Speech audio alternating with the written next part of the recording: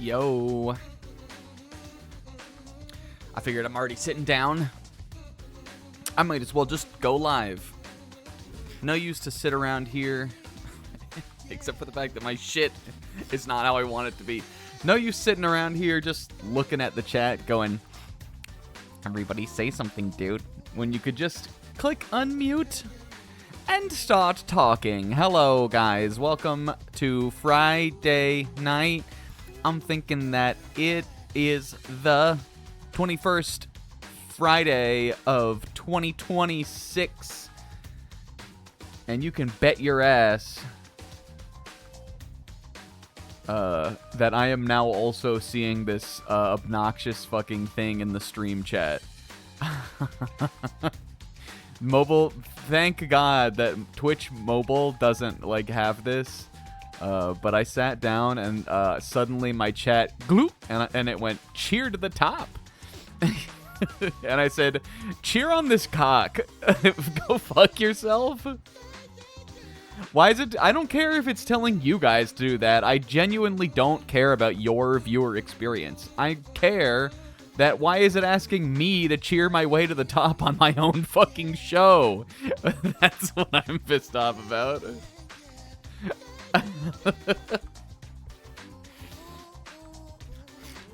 It shouldn't say that on your own channel, at least. That's stupid.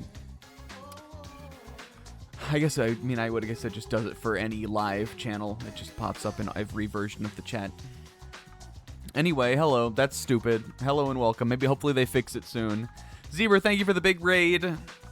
We had a bit of a failed launch here because I forgot that my desktop windows were all still open in OBS when I that I used to do the Beatles stream when I started, and so there was just a black hole of like my channel screen on there instead of the game, and I was like, that's stupid. Like we're trying again. But thank you guys for dealing with that. Sizz, Nitrum, Zebra, Pixie, thank you for the resub. 99 months. Holy 99 times we've had a stream blip. Yep, and if you've rung the bell on my channel, you'd be able to see every single time we jumped back live. You guys, I'm doing a bit of a call-out post, but also an admission of defeat. I rung the bell the other day because I found out that Bobo Madame Wario, who I don't believe even posted she was streaming in her own Discord. I found out that Bobo Madame Wario was streaming, and I wanted to go in there and, like, call her a weird name and, mess with her. And there was no way, there would have been no other way for me to know. The only way I could have known is by ringing the bell. So I rung the bell. BF. But that's all I'm doing. Everybody else, I know when they stream. BF, who could know when she fucking goes live? What's up to, I almost called Isaac Igis. They play games on the Beatles tier list channel? We do every now and then. Guys, we're in our Beatles tier list era. It is still going. This will be a short era, but I will remember this era fondly, I think. I'm sure we'll have fun reminiscing on the time when the Beatles tier list took 3 weeks in May of 2026, the next time we do a stream ranking thing. What's up to Kingo? And Buddy Bro. A rank or else snack will bust. In-game, maybe. That's one of my favorite things to say, is say some gross, outlandish thing and then be like, oh, in-game though, I mean in-game. Someone's gonna bust in-game. It's not gonna be me though, it's gonna be Byakuya Togami. Except not this chapter, clearly, because we already missed one of the fucking delightful children. But we've still got a chapter to go. Speaking of this chapter, yo, what's up, Will? I'm busting the code Geass. Vibe coded Geass. Guys, we've been watching Code Geass. Not having my Sunday game, like not being able to yap over a Sunday stream, has really hurt like my ability to like give you guys updates on what I've been doing and tell stories. I still have some funny stories to tell from like a couple weeks ago. That I just haven't even had a chance to because we've been doing the Beatle thing on Sunday for 3 weeks. But it's all good. We've been having a blast with that. Anyway, last week on this, what happened? It was a pretty funny session. We got some good bits out of last week, I thought. The Goyles went back to the base. They went back to the Resistance headquarters. We checked in with Hiroko, and we had some funny there. Komaru gave a speech that seemed to go over pretty well. She had a little duo moment, and she gave a speech. That kind of won Haiji, the Resistance leader, over. And so Haiji was like, all right, girlies, come with me. I'll show you the secret weapon we've been developing. He made a truly out-of-pocket remark. And then we took a secret elevator down into a factory. Also, Komaru drove a motorcycle to get us there. That's really important. We went down into the factory where Haiji said, oh, by the way, we're using the Monokumas to do as our security to protect us. And I went, and it's possible maybe Monokumas, we're going to get Monokuma Origins today. And I thought about making the title like something like that, but you can never know. And Yasu is the culprit. Let's get started. I'm hoping that this week we finish chapter... Let's see. I want this one, right? 516, 242. That's got to be when that guy Snack Attack 8 from last week ended his stream. And then he probably stayed up for like 3 more hours. I'm hoping we finish Chapter 4 today. Us. Not you. Us. Bestie, let's take a picture. Bestie, hold on. Let's take a quick picture together. Not you. Us. You can't really see him. Us. Okay. Yeah, I think it seems like we will. I mean, again, I'm surprised that they're dumping this whole factory level on us. But I guess like we really haven't done too much of a real level. I guess we had those big streets areas in the beginning of the chapter. You think she's a little shutterbug? Well, her like predecessor muse Mahiru was, so I think she's just excited to have a friend because every friend she has ever had in her life before this, she made up. Do you guys remember last week that Komaru made up a friend that she used to have named Checo? This is at like the very end of the stream. Komaru was trying to tell Toko a story about one of her many friends that she has, and she was looking around. This part didn't actually happen in the game, but it basically did.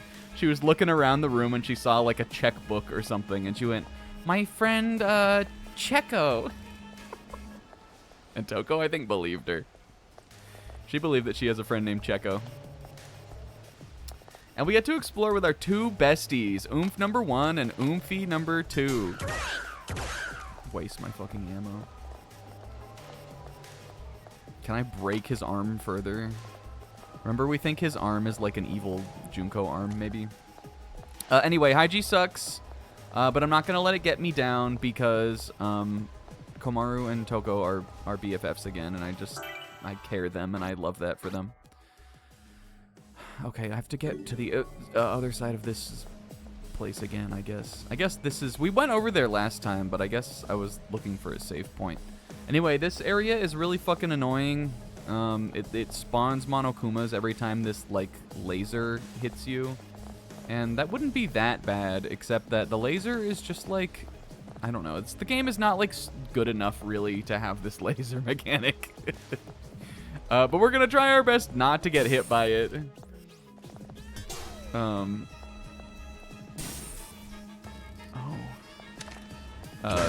Because I'm already low on bullets.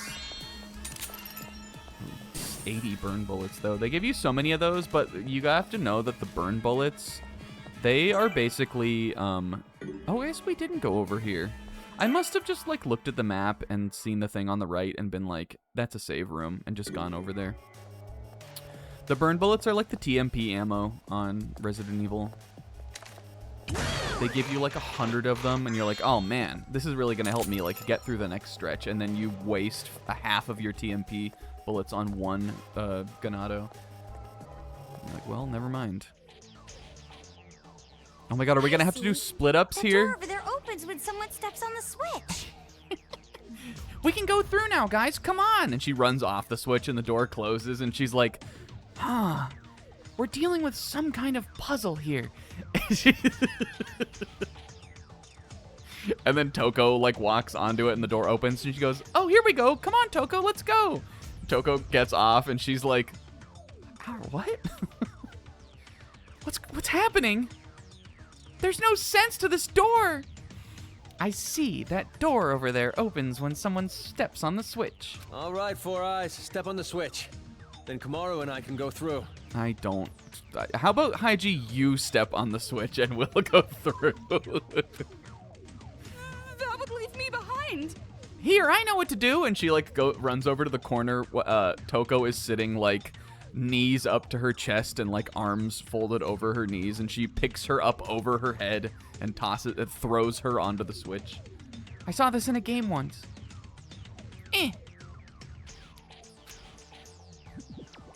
Holy monochroma. Damn, here they come. We gotta run for now. Komaru, drop the door on him. Hey! He doesn't know puzzles like we do, right, bestie? He does not know puzzles. Oh, okay. I know. We can use him on Akuma to press the switch. Oh, I guess if we make him dance, we can keep him on the Switch. Good idea, Komaru. Look, she's getting so good at thinking about things. She's getting so good at thanking. You have no good puzzle ideas. Is he coming? Okay. Step on it. Fuck. I still, like, need him to get on it, though. Watch this. What are you doing? What are you looking at? There we go. Come on, guys. And someone knows about puzzles around here, and it's clearly not you. Oh, yeah, like Rudo. Damn, she is hot. Shame she had to show up again in the water temple. Oh, Rudo, man. Major downgrade, huh? That's like Kingo evil. Hide you being a huge Rudo fish fucker, but only for pre-time skip. Making some kind of machine? Looks. I'm more of a Saria guy myself. Moment I saw that business proposal, time just stopped. I understood immediately. In the end, I was just a frog in a well. Who wrote this, Zorro? He doesn't know how to write. But even so, just thinking about being involved in this kind of work makes me shudder with excitement. I want to pour my life into this job. Loser. If this gets out to the public, the life of every human on the planet would be more well off, and we will work tirelessly to make this work.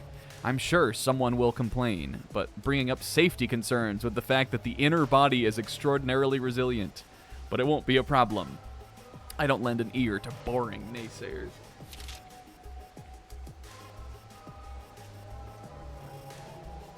Oh, is this about the Monokuma production line?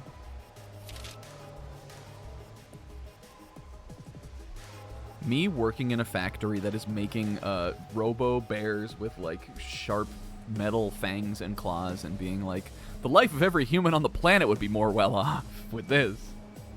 You see this hot ass girl in Nier? Too bad she disappears at the halfway point. Ugh. I got paternal reading that, Will. I was ready to fight. I think we come out of the door and Toko is like out here like in a hump, being like, how could you leave me behind? Okay, so we gotta get behind that thing.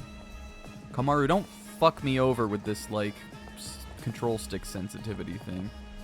I had a dream the other day that I was playing another PS5 game and my control stick was like wiggling out on that too. And I was like, damn it. I'm gonna need to get a new one. But fortunately, it was just a dream. Oh my god! That was so loud in my ears. Oh my god, that was very loud. I think I had my earphones turned up way too much from, maybe it was because of Call or maybe it was the Beatles thing. Yo, Tamal, thank you for the resub though. It wasn't your fault. They're making the things from Portal here. Another game where you gotta put the thing on a switch and then lock the doors. No! Fucking no! Come on! I'm going through the door. I'm not even engaging with this.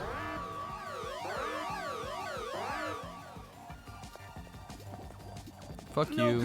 Oh my god. We gotta shut off the alarm first. I guess I'll use my 150 burn bullets. I'm putting you in my burn book.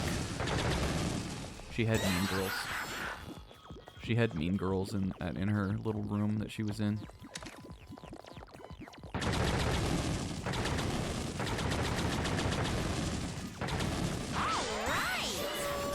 Oh! You were here? I think it was a little mature for her, though.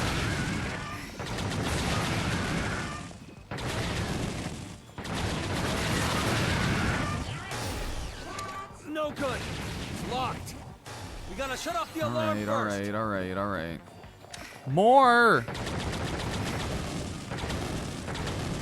Okay, we'll be fine. Why? Dude, oh, wait, because we have to get the dancing guy. I'm sorry, I forgot how to do this. We're not resetting, though. I have to just shoot him, though, right? That's still a good way to keep him in place. I also, though, only have one heart, so we need to be more chill. Oh, no, Zebra. I'm not even reading that one. Didn't I tell you to be careful? It's not for us to know, you fuck!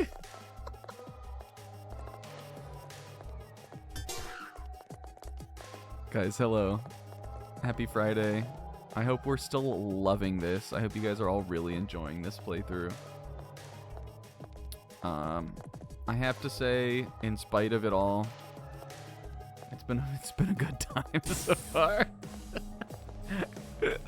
I was a little worried about it in the beginning, and as it has become more and more fucking heinous and disgusting, I've been like, yeah, you know, I think we're gonna be all right.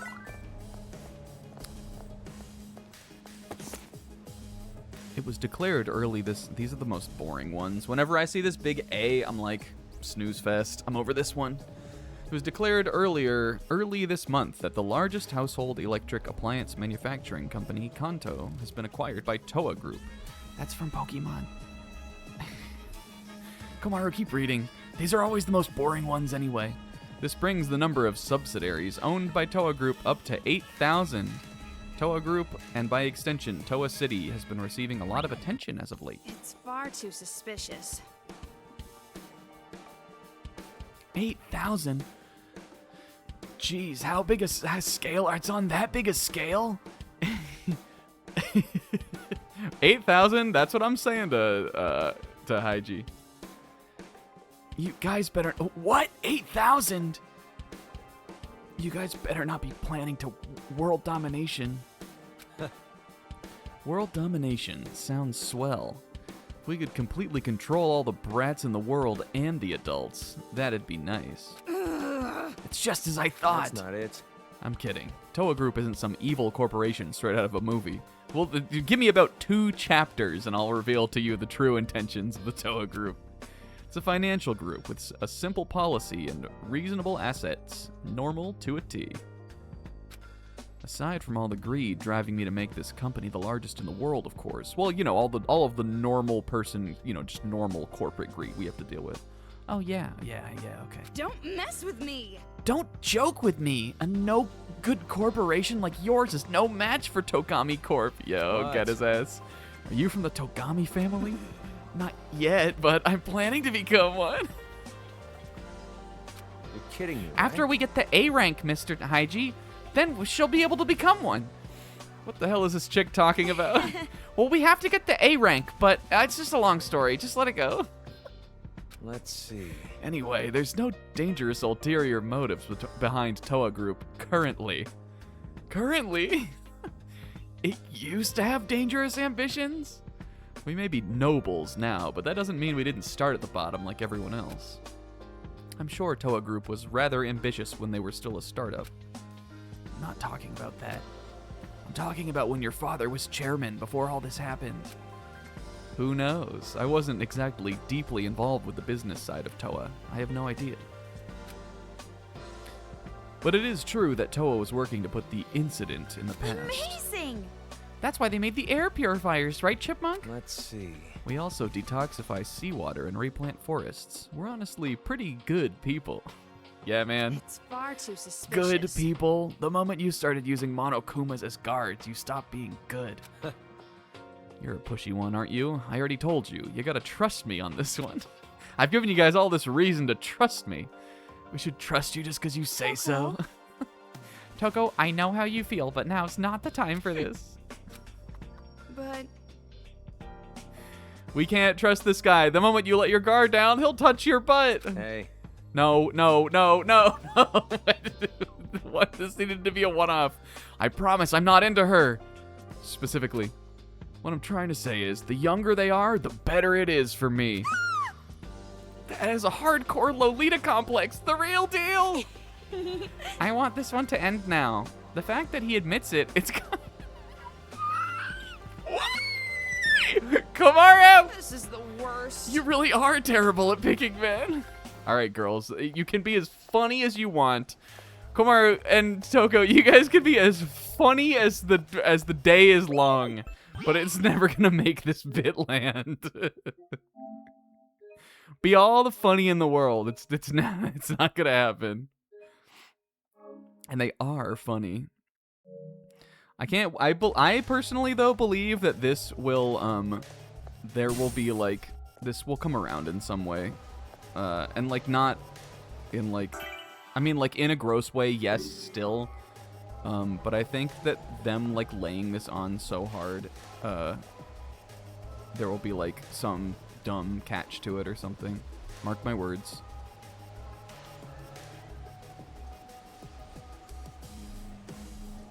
Yeah, I think so, too. And they'll be like, I thought you were talking about... Yeah, it has to searching for meaning in the darkness. You got me. I would pog. Okay, we're in the inner factory now. Toko, this is the inner factory, so be careful. Guns won't work. Kamaru, all we have is guns.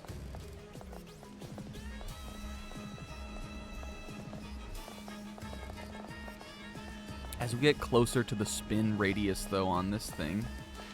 Oh, Jesus, it's gonna catch me. Run! Run, Kamaru! Ah! Alright, can I go over there? Yeah, oh, there was a data thing over there. I should go over there. Let this thing go by, and then we'll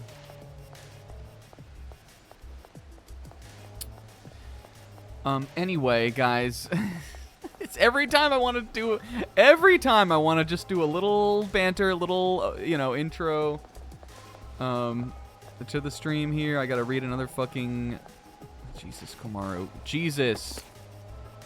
Oh, my God. Oh.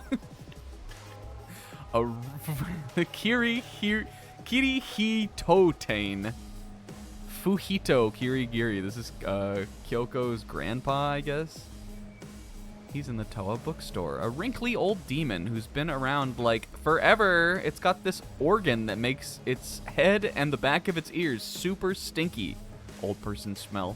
So be careful when you get close. There's also a rumor that it's one of the founders of that detective library with all the books and stuff. You should read Danganronpa Kirigiri to know more. I'm not going to read that. They might as well call that Danganronpa Snack will never engage with this, the light novel. Is that what this is? What is Danganronpa Kirigiri? Was that on like one of the bonus features on DR1 or something?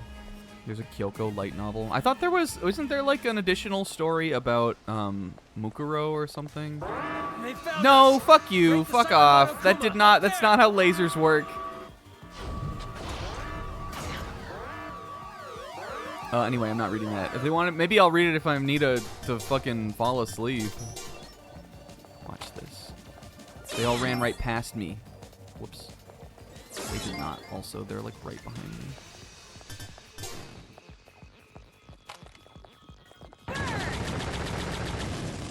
Get his ass. It's just like if I want to do a little peek out around the wall, then it's gonna hit me.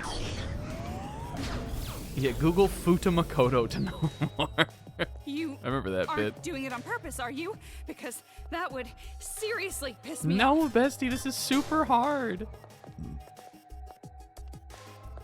I guess when that one is going up, is this one going down? Oh, I can use that to figure it out. Okay, where are we going next? Whenever you play like a stealth game, and I'm talking about like a real stealth game, not this, but it does apply here too. Whenever you play like a stealth game, do you always, like, when you get to your spot, are you always like, all right, that's my next spot and I'm gonna run over there now? It's probably a dumb question because I'm sure everybody plays them like that, but I kind of think it's like, I kind of think that's fun. It's another arcade machine room.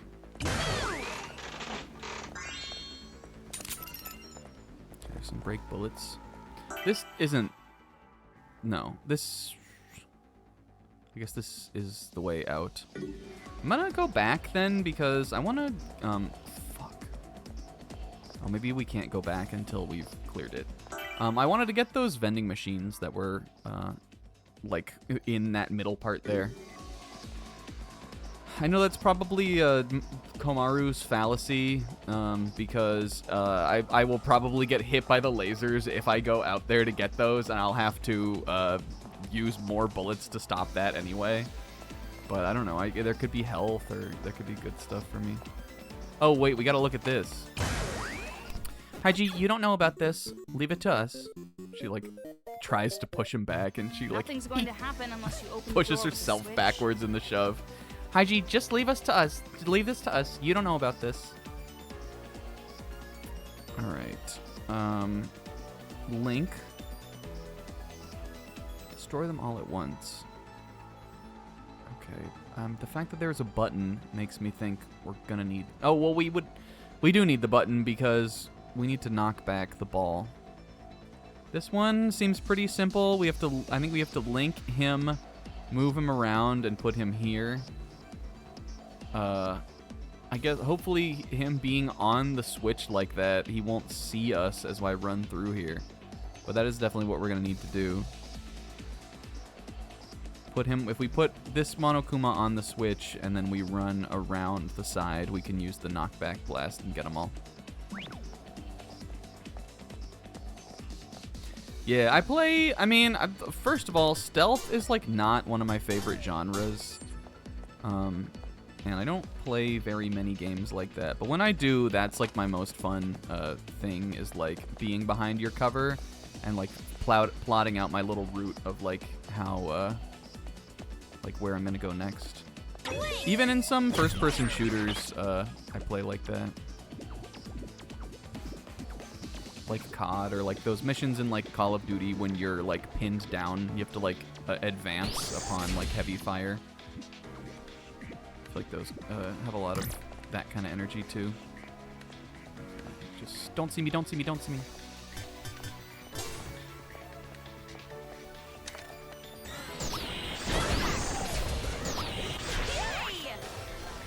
Oh my god, he didn't die? We weren't that far, right? I'm getting a B. The thing is, we'll never get an A if we don't get a B first. He also did see me. I think I can shoot. I think I can like corner peek that shot more than we did though.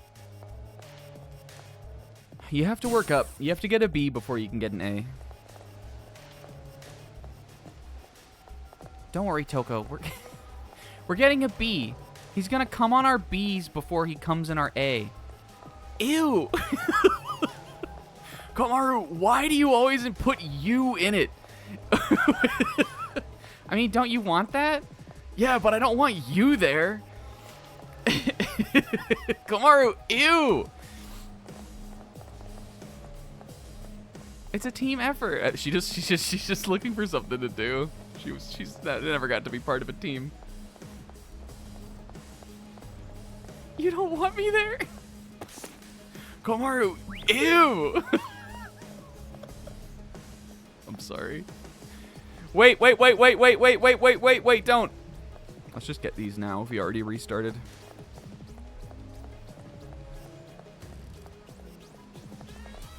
I'm gonna have to scouch snipe him out here though. 2 and 1.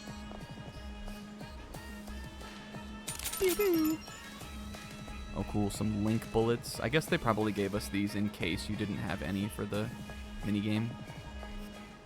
Fuck, that's the wrong way. There's no we in come. Yeah, there's no I in it either. She's like counting on her fingers. Stream title? I am in good like I am not putting cum in my stream title. 1, I think it's against TOS. 2, I don't want the good people on YouTube who are like who aren't clicking on this because they don't already know what it is to think wrong of me. It's not my fault we're playing this, and it's not my fault we have to make all of these gross jokes about it. Unless you open the door with a switch. Working since halfway through the Zabrag, trying to get my chat box back. What's up, Cone?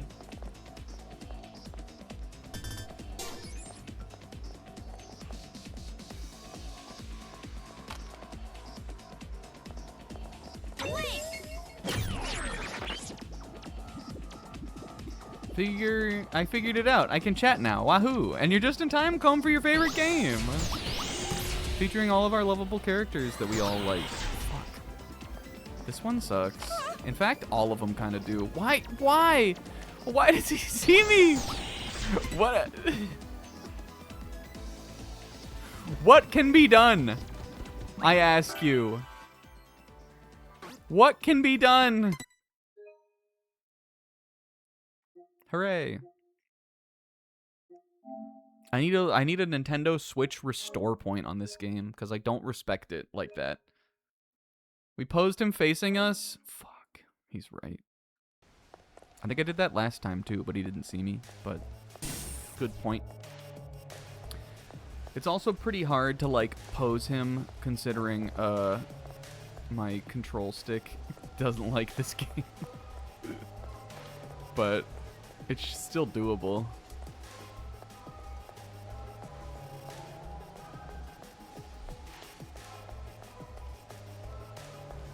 Look at her just booking it also. Did Komaru always run like this? Did she run with such purpose before? She's like, I was never book smart, I'm money smart. I don't think she used to run with such determination like that. You guys remember Undertale? Do you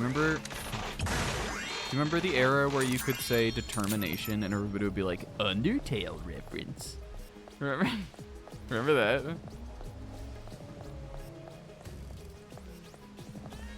It's like how despair is for this, genuinely.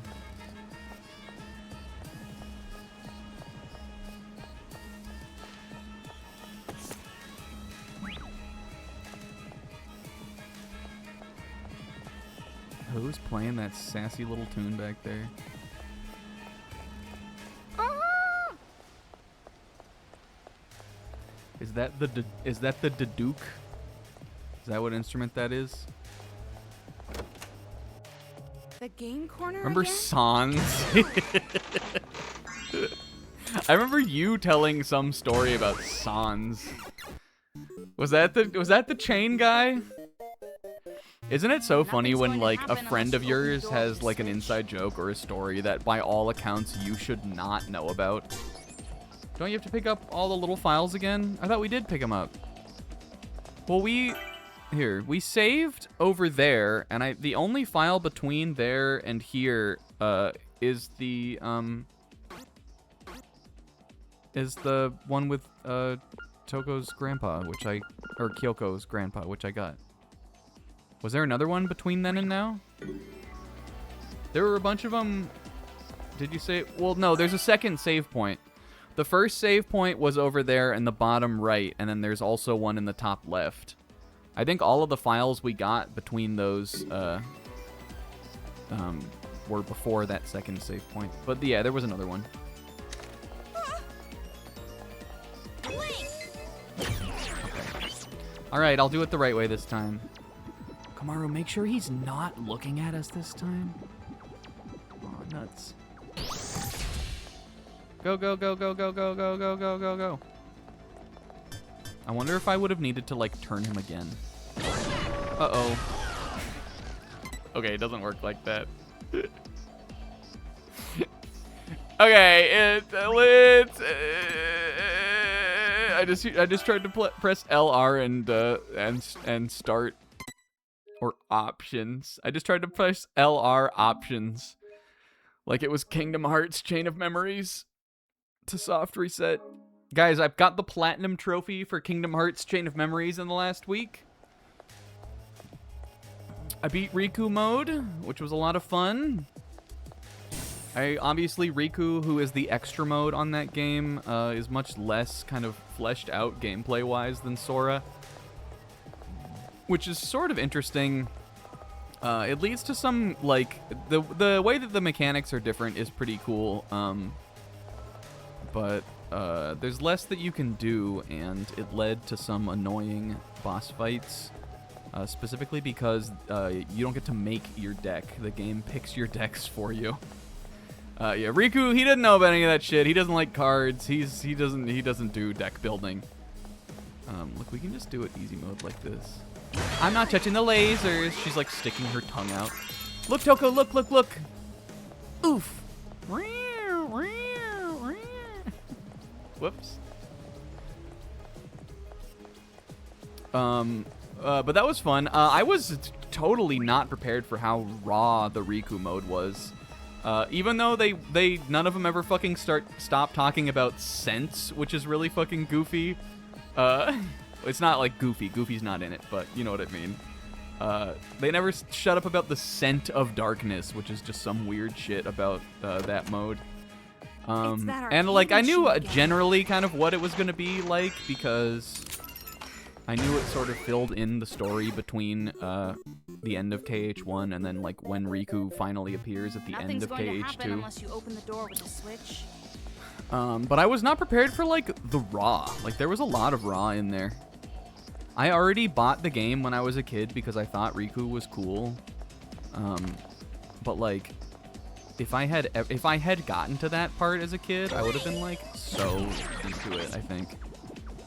It had a lot of great like goofy ass Kingdom Hearts like shonen style raw lines and stuff like that.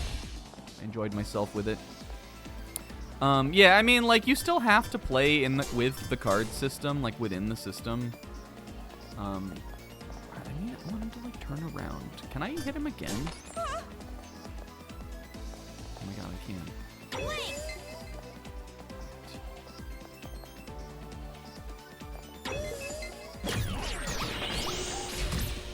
There we go. Hooray! Us. There's some health for me. Whoops. Who are you then? How did you get in here? Finish your fucking thought, Snack. So like, you still have to, abide by the cards. And there are like some new kind of card mechanics too. Like there's dueling in the Riku mode, which I think is pretty fun. But that takes some getting used to, definitely. But again, because you can do less than Sora can, I honestly kind of think that it just feels like more limiting. Like, you wouldn't want to play a whole game like that. But it was raw, and it was fun for a side mode.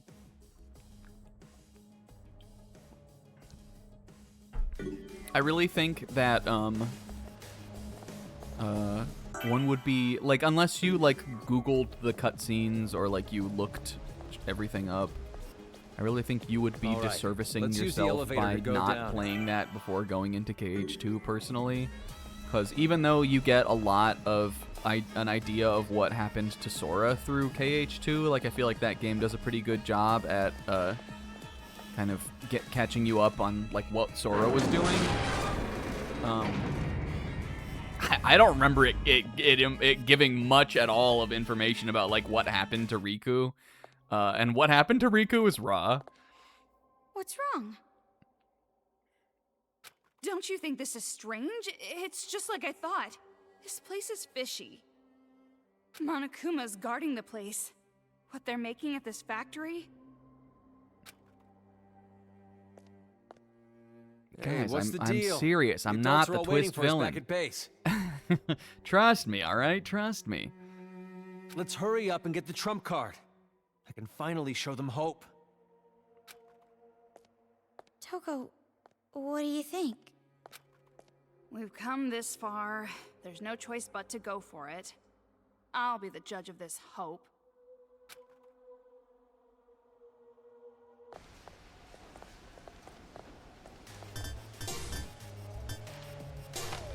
Yeah, I remember, like, you know, I mean, to be fair, I also played KH2 without, like, really... I mean, I did play Chain of Memories somewhat back in the day. I had it on the Game Boy Advance, but I didn't know, like, that much about the story, and I never finished it because it was too hard for me. So, like, I remembered what was going on in that game, but I didn't remember, like, the story, really. And I played Kingdom Hearts 2 my first time without having done that, but I don't know. I feel like if you do that, it just asks you to just be like, yeah, all right, to like a lot of what, or just assume that like what happened to these characters between the games is like just not super important, or like not something that you really need to know. When like it's pretty cool. There's some cool stuff in there. And also the gameplay is fun. I like that game. Again, I got the platinum, which I didn't do for KH1. I didn't do that for KH1, even though I would have if it didn't require you to replay the game. That is generally my, like, am I going to get the platinum or not indicator.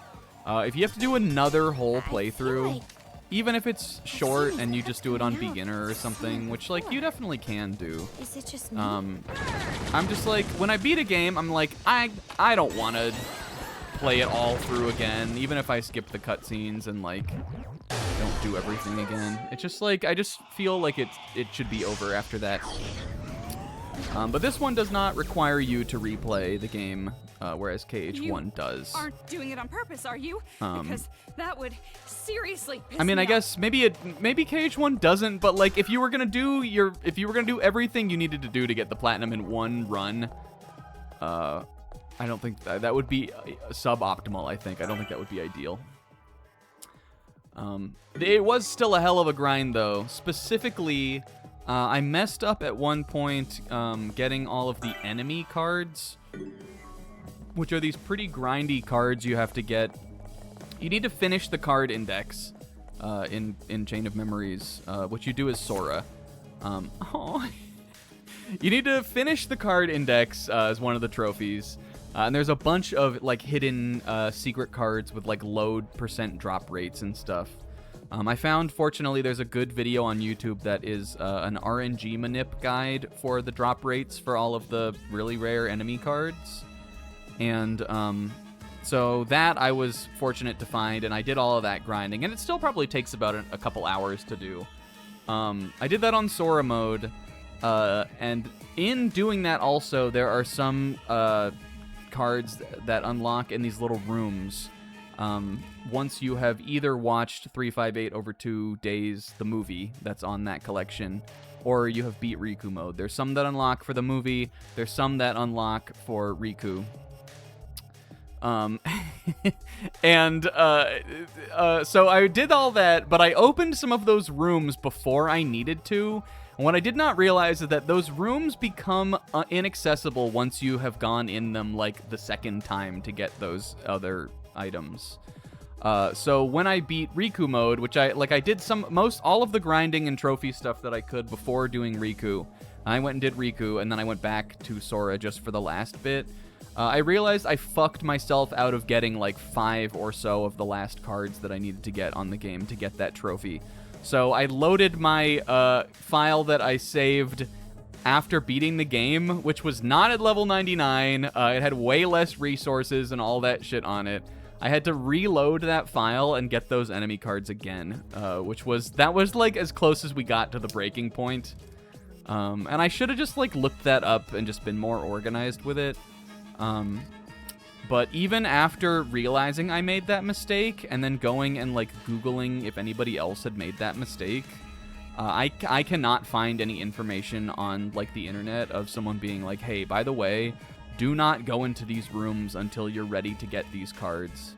A lot of people online seem to think you can revisit them, and that is not true. So, unlike KH1, which has like a immaculate super guide, Chain of Memories, at least from what I ended up finding, does not. And I had to use a bunch of different... I had to, like, settle on a bunch of different resources to find my, find my easiest way to do everything. But, so that took a long time, and also grinding with Riku to get to level 99 took for fucking ever. I did it in about 2 days, but as I am currently unemployed, I had a lot of time to do it. She calls me unfashionable. You only look good in white socks if your virtue is still white, honey. What?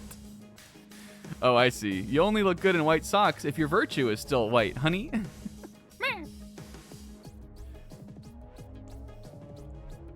This is my favorite book, Mr. Hygie. Don't show him that, Komaru. But it wasn't too bad. It just was like, it took some time. But I had a great time playing that game. I'm a Chain of Memories believer. I think I am a truther for that game.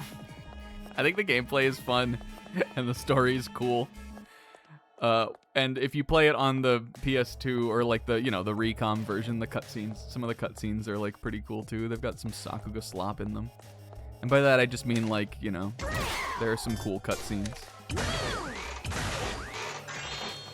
Run, run, run, run, run.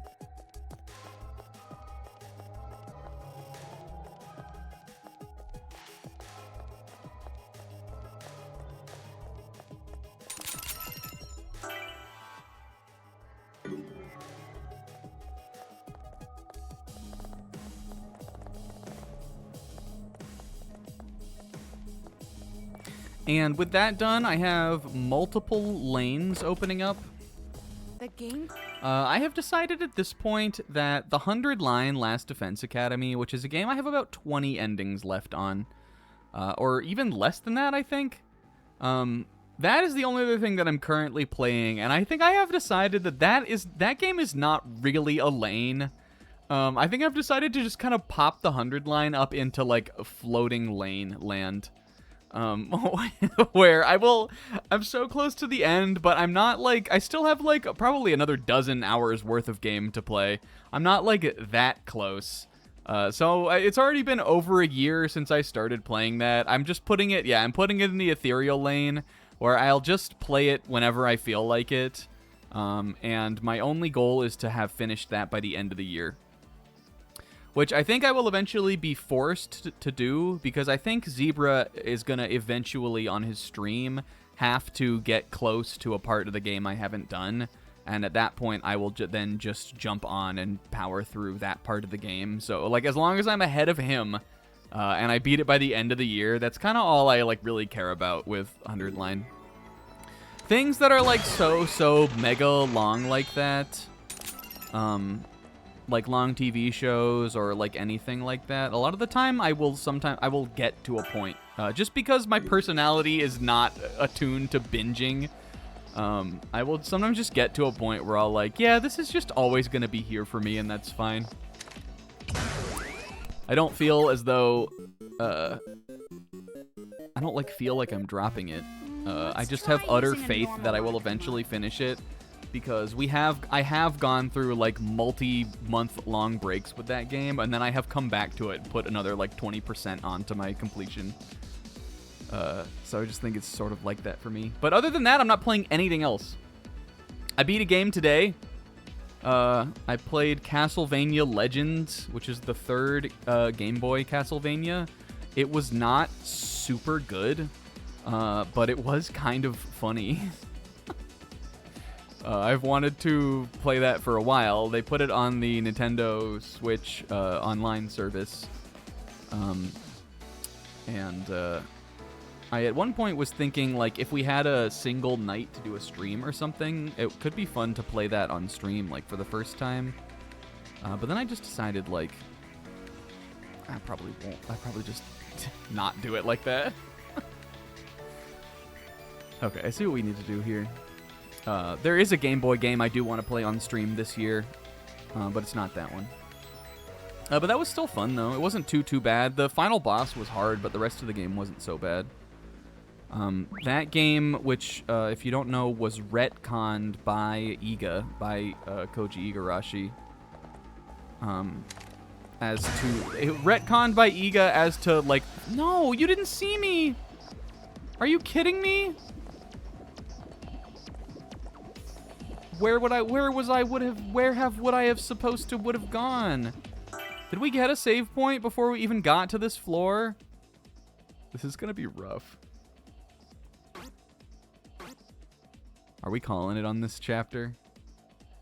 I really want to see if missing one hidden kid will get me a B rank. I'm sorry. I'm sorry. Did I? I saved 30 minutes ago, so probably no. So probably not, actually. Okay, I'm just taking one. I know this is annoying. I'm sorry. I'm just gonna take one more shot at doing this, because that was bullshit.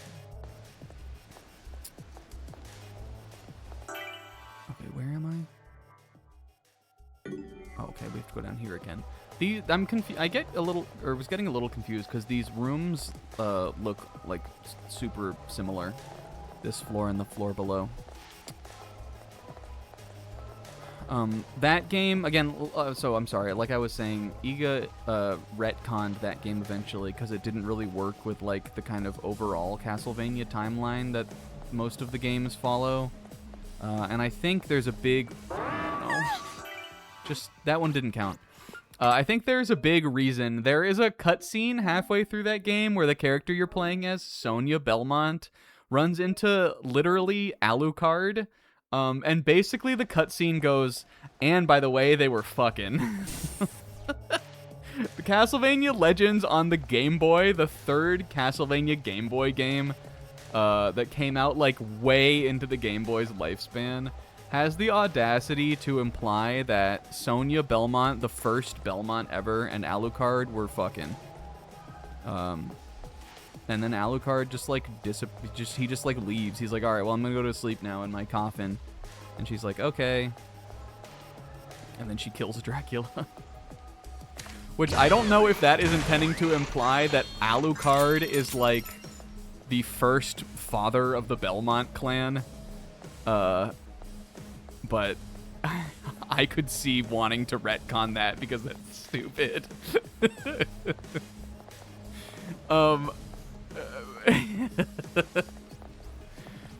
But I don't know. It's just I would imagine it probably is that, and also that they wanted to tell like a different origin story for the series that is not it told in like a 3-hour long Game Boy game. It was funny though. It felt like a fanfic. It felt like someone writing like my fanfic where my OC Belmont has sex with Alucard. Which I'm sure does exist. I'm sure plenty of people have written that fanfic before. But I played that. But otherwise, though, again, I only have the floating 100-line lane. I don't have any other lanes open. But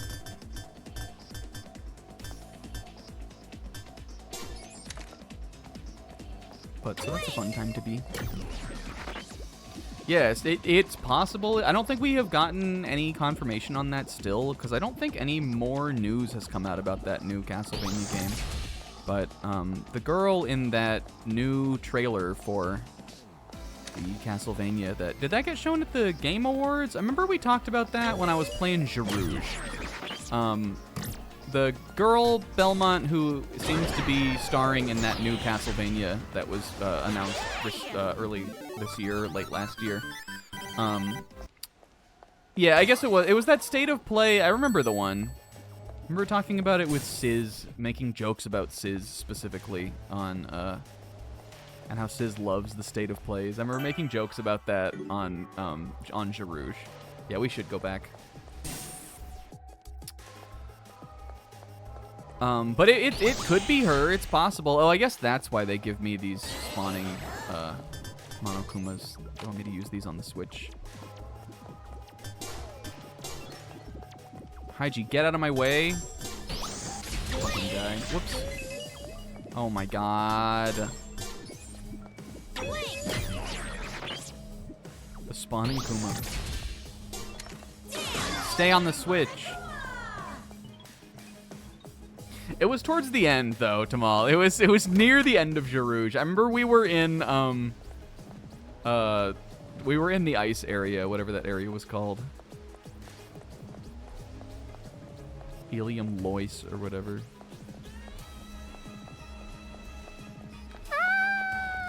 Whoa.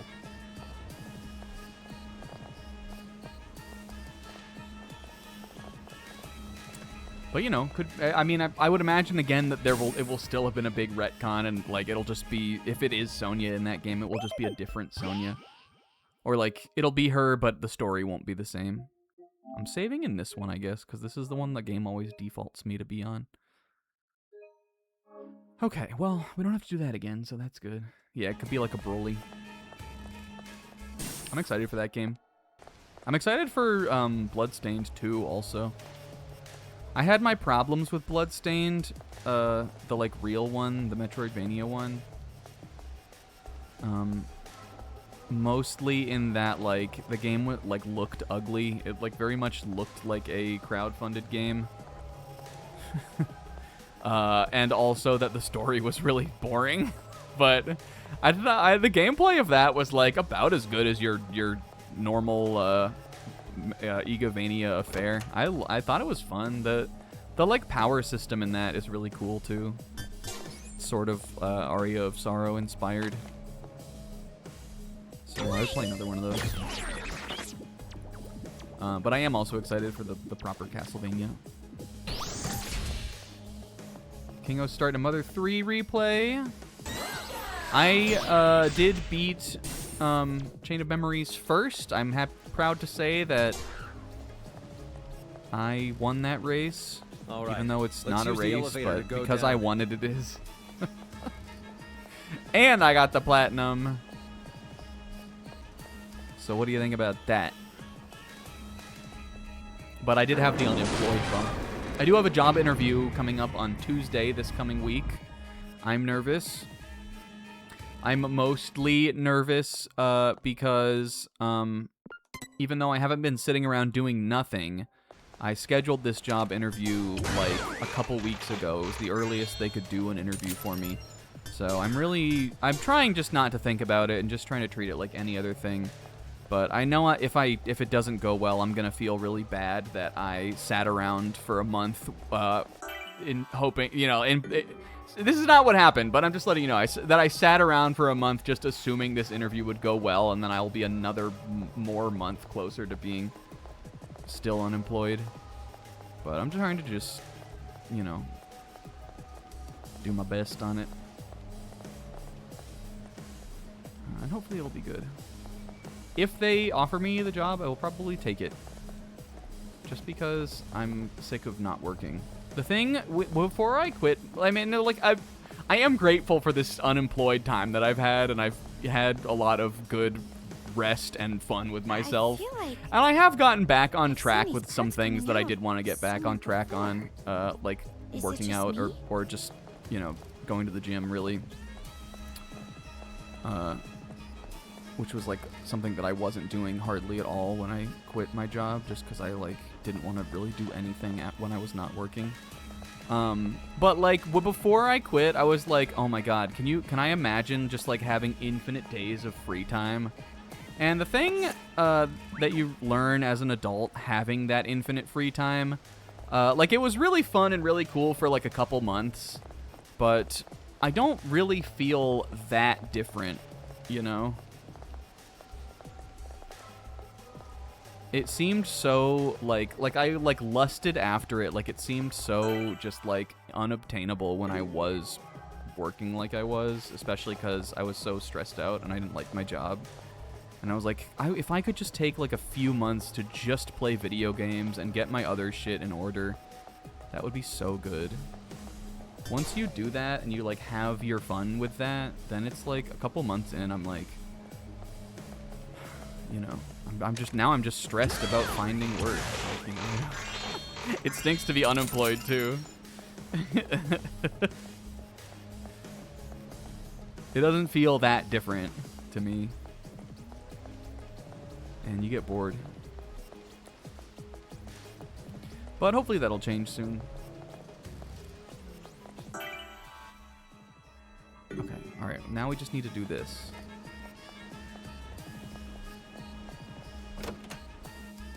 It's that arcade machine again. Miwanam Takumi. Let's get a move on.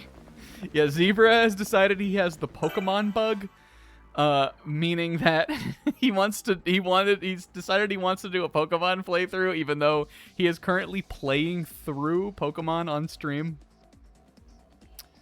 Yeah, you'll always want to get what the other guy ordered, and only the brave few will go, I need a bite of that, and then eat the entire thing. Which I guess is kind of what I did. Because I did quit. Zebra is, he is playing 2 Pokemon games at the same time on stream. Has decided that is a different thing because that is work. Hey, I'm gonna eat the whole thing. That video to me has like, or that skit to me has cuck energy. Thoughts? That has like cuck, like. Do you guys get what I'm saying? The I think you should leave skit where they go out to dinner with their professor and he eats one of them's entire burger just because he wanted it. He realized he should have got that and he wanted that more.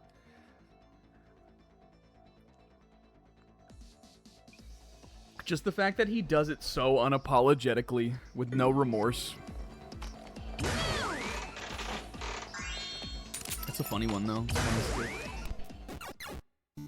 Okay, we're going to win this one this time, I think. So Let's try using all I have to do is make sure I shoot this in 1 millisecond and then he doesn't see me. Does he move back and forth or something? Maybe he like patrols this area. He doesn't.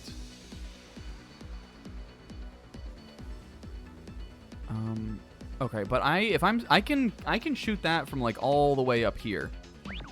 I don't think I need to be that close to it. Prank show skit was filmed at a mall like 10 minutes away from me. I would go there. I would go to the food court and try to stand exactly where he's standing when he goes, I don't want to be here anymore. I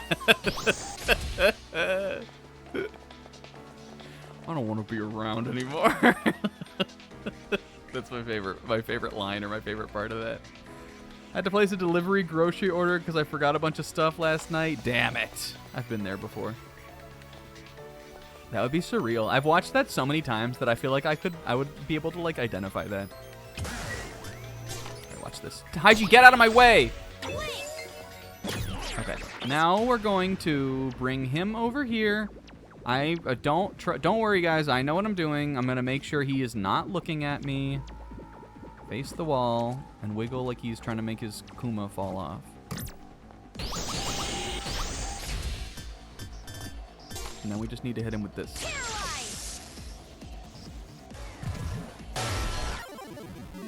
Hooray! Hooray! Way! Hooray! What if there was a gross little Haiji down there too?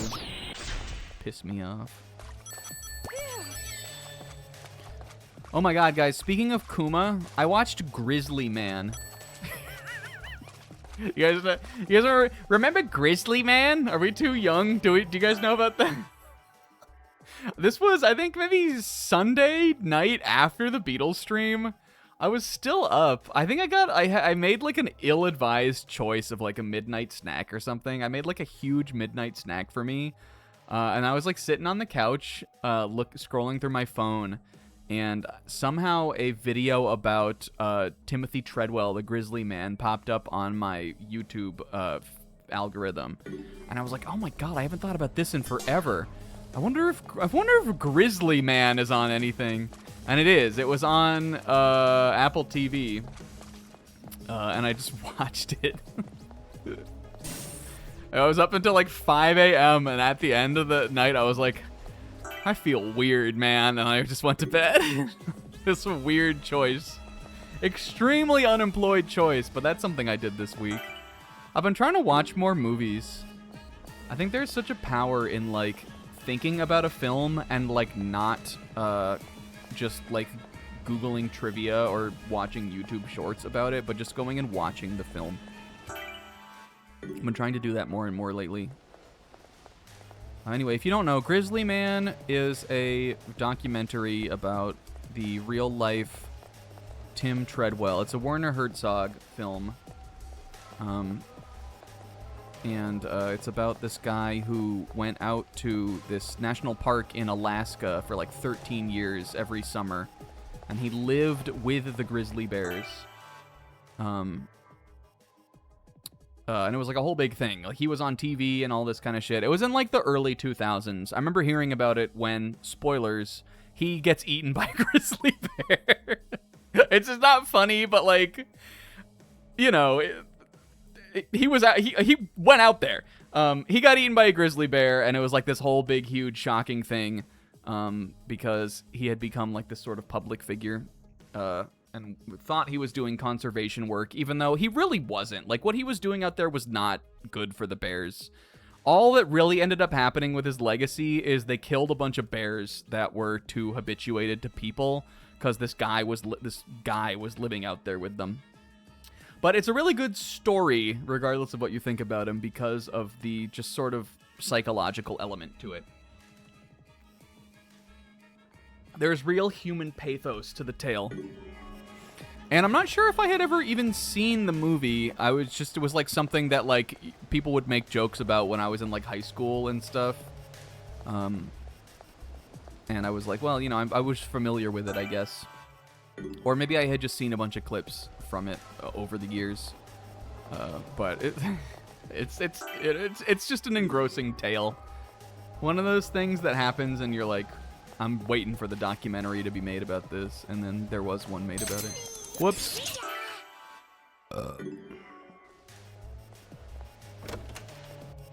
It's that arcade machine again. Let's get a move on.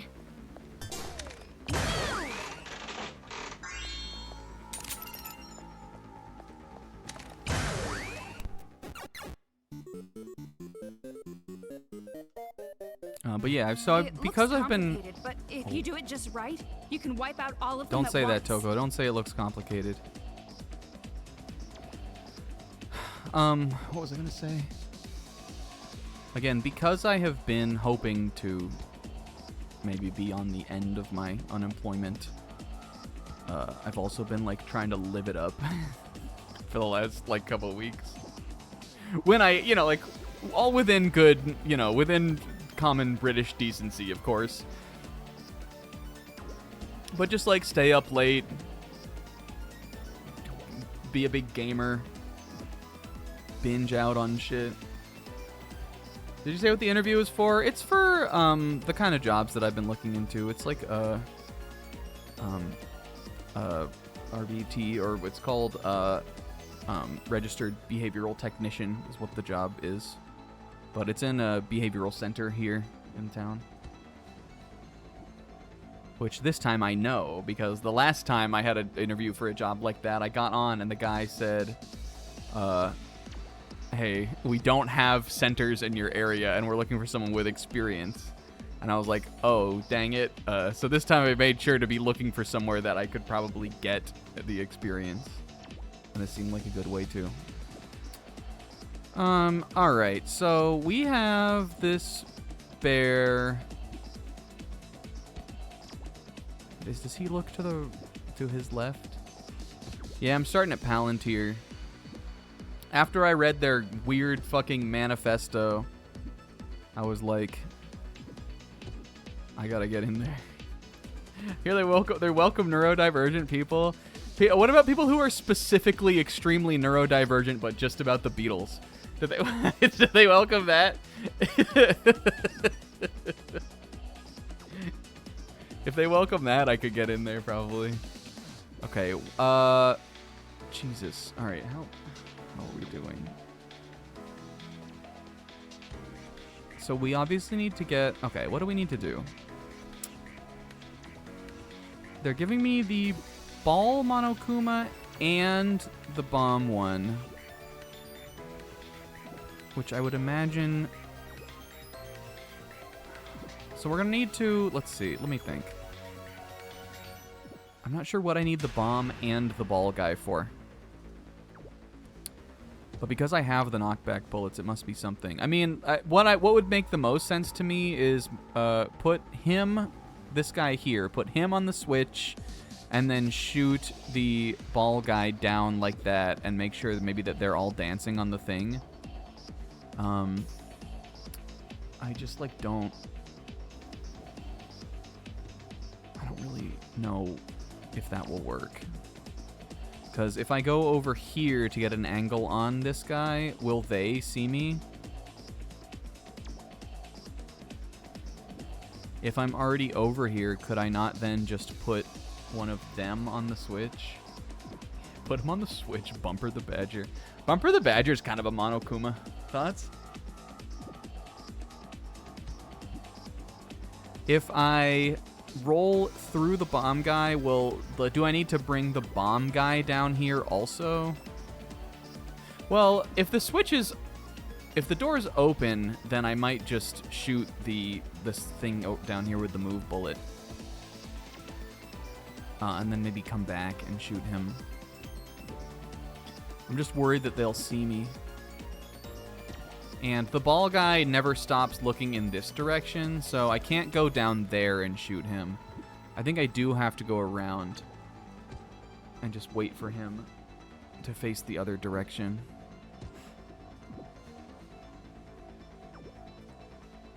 It's about 1, 2, 3. 1, 2, 3. He does face, though, to the right, right? I guess it wouldn't matter. I could run past when he's looking south. I think that's what we'll have to do. Right. I mean, I guess I could also put the bomb guy on the switch. I just think that this guy is so switch bait. Okay. We're doing this one for the switch. Fuck. Should I go back and save? I can't. All right, it's do or die. I should have saved. Okay. Can I see my other dude over here? Okay, I can. 1, 2, 3. 1, 2, 3. 3, and so it'll be like 1, 2, 3. Okay, I can see him here actually. Okay. I need my link bullet. No. That was Toko.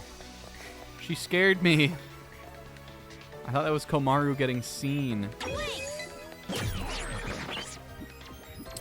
Maybe, oh wait, where am I? Okay, it's over here, right? Alright, maybe if I, like, put him in front of them, then no one will see me at all. We need him to be facing this way, though, for sure. Okay, now we're going to shoot that with a move bullet. And now the bomb guy's down there. No, fuck! God damn it. Why did that happen? It's all over now. Guys, I'm messed up. Komaru, it's looking like a chapter 5 for us. Yeah, I know. Don't worry, Komaru. We'll get him. We'll get him eventually. Okay. Fuck. It's just like I was there. I went over there for all of 1 second. Why did they see me? Am I truly to be blamed here? Oh, I guess maybe it's because how else would I have been able to get him down there, though? I guess I could have shot him from here. I'm sorry, I feel like I've wasted so much of our time now. We should have gone back and saved. That's really what we should have done. Oh, and I got hurt.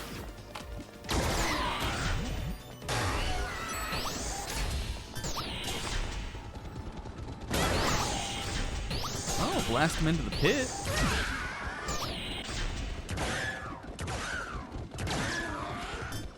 We'll do it in chapter 5, I promise. Mark my fucking words. I think Komaru is really bent out of shape better, though. Because even though there is nothing, and I repeat, nothing in this for her when it comes to the Yakuya Come score. Even though, and I must repeat, there is nothing in this for her as far as her motivation. Sometimes a girl just wants a goal, you know?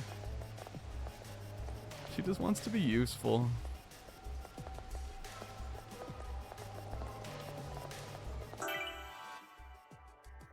Okay, I do want to get over there, though. I bet that's a save point. They found us. Yeah, whatever, man. I don't even care anymore. It's over. Toko, it's over. You know, I'm the one who should be upset about this, right? I tried, Toko, but I'm a failure.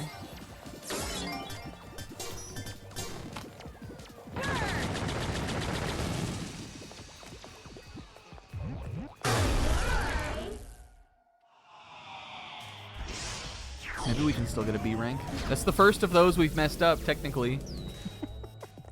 Didn't I tell you to be careful? I bet we probably already missed Monica also. I've been looking around in here and I have not seen her once. I'm gonna make like 400 save files for chapter 5.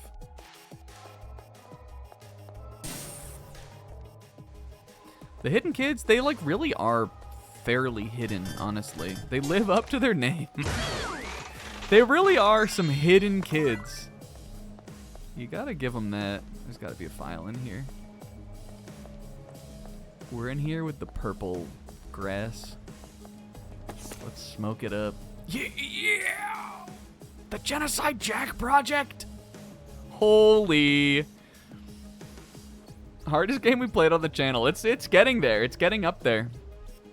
This does sound like 999 like puzzle music. Thorough investigation of Genocide Jack. Genocide Jack is alive. With a mastery of killing that can be even called artistic, Genocide Jack changed the world. The rumors about him that flutter about are innumerous. Online, they talk about him as if he were a mere urban legend. However, Genocide Jack does exist. Can we get much higher? In this book, we address the rumors, study the motives, and create the killer's profile. Genocide Jack is alive. Toko just trash. She throws it over her shoulder. Amazing! I didn't know you were so famous. They made a book about you. One dye in her eyes. I'm so surprised. Also, that she has written books in this form. Popular books. Like books people like that, like books that sell. What's going Does on? it really? We found one of them. Does it really matter? Thinking of you as a celebrity makes me want to act more formal. Nothing. Being famous for something like this doesn't make me happy at all. I wish I never had the other me. But why? Genocide Jill's so funny. How did she get into you in the first place? Huh? Get into me? What are you talking about? What are you, IG? I mean, identity disorders are like that, right? I'm sure this is about to be a sensitive conversation. Was there a reason for it? Like maybe your souls switched when you got hit by a truck or something, Gintama. There's no way something that ridiculously sci-fi would ever happen in real life. It's true that she's inside me, but she didn't come in from the outside. She's more like a personality I created out of my suppressed cringe. That sounds kind of sci-fi to me. But if that's the case, what was the reason you suppressed your emotions? My mother. Oh no. This makes me sad. It's okay. She's so funny though. It's my mother's fault that she was born inside me. I never thought of them as my real mothers. Not even once. Lesbian moms? Your mother. Them as your mothers? Don't you mean your mother and father? I'm a novelist. I wouldn't misspeak like that. I said them and I meant it. I have two mothers. Oh, did your Komaru? Oh, did your dad like remarry? Yeah, maybe she has witch coven moms. No. No, he wasn't married to begin with. Oh, it could be. Did she had a female cult that raised her?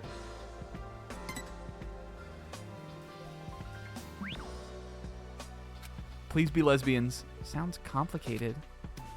At the hospital where I was born, a baby born the same time as me died from a medical accident. We might be back. That's not so uncommon. However, this is insane lore also. Through some mix-up, the hospital wasn't able to determine which mother's baby had died. This shit happens so often in fiction, and I can't imagine. I mean, I know like people make mistakes. It must happen maybe sometimes in real life, but there's a lot of medical incompetence is to blame for shit like this usually.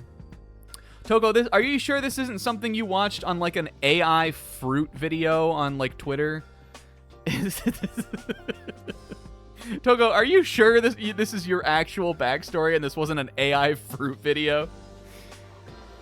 Hospital wasn't able to determine which mother's baby had died, and that's why I have two mothers. Okay, so she means her biological mother and her mother that accidentally got her. That's what she's saying.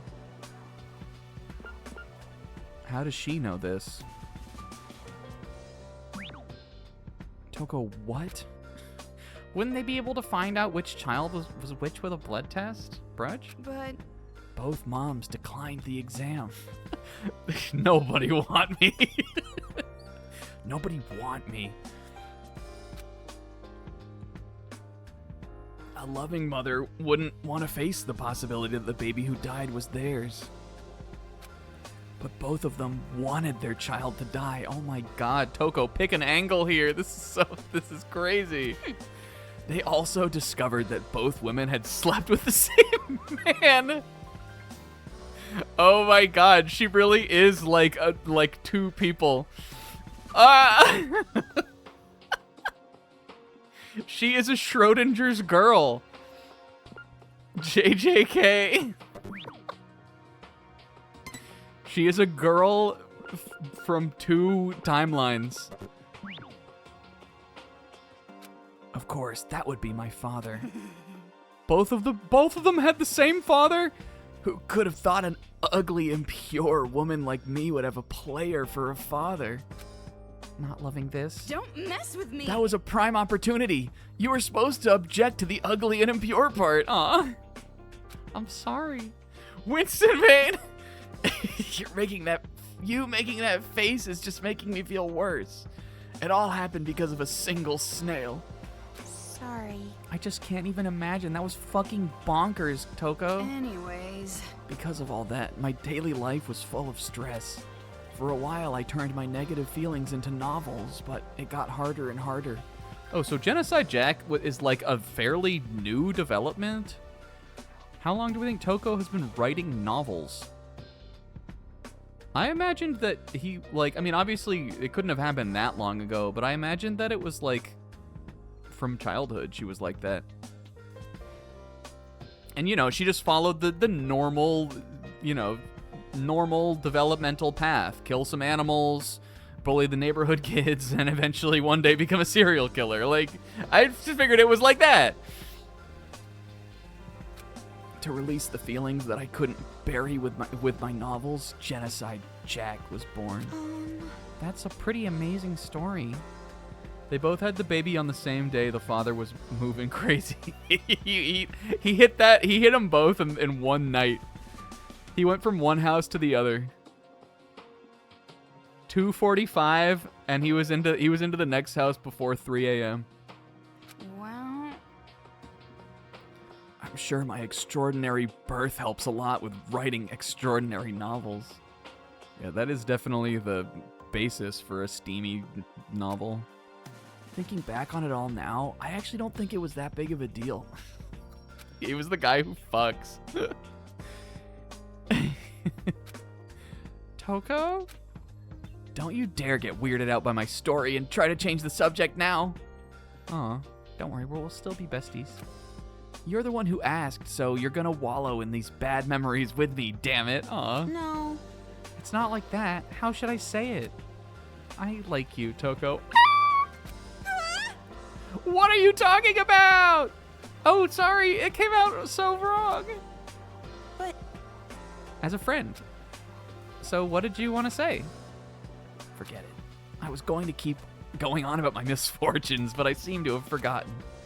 Wanda. And we're back with Wanda. Haiji was not in that scene. He was like, man, I wonder if you could smoke this, about the magenta grass. And you can smoke it. Oh, and you can.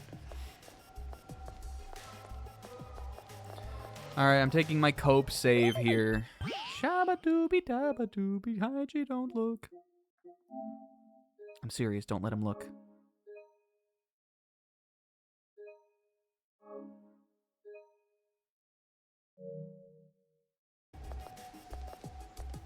Heard there might be an invisible picture of a small girl around here. What if we got super good at finding the hidden kids when he was with us? I don't like it here. I'm ready for another game. Don't want to play this game anymore. Floor 3, baby. Whee! Gnarly cockroach on the wall of the laundry room, so I hope that's gone when it's time to put my stuff in the dryer. I've been cultivating some spiders in my Steiner room lately. They're just little tiny ones, but I did some spring cleaning like a while ago, and so I cleaned a bunch of cobwebs and stuff out. But the other day I looked up in my little crack that's right by where my desk sits against the wall, and there were some little tiny guys making little webs in there, and I was like, hell yeah, those are my dogs. They will keep me unbug bit.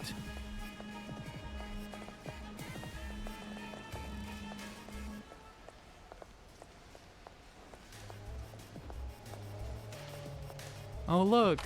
Poo-hoo-hoo. Poo-hoo-hoo. Poo-hoo-hoo. This would be a good stream opening. This would be a good starting screen for the snack stream, do you guys think?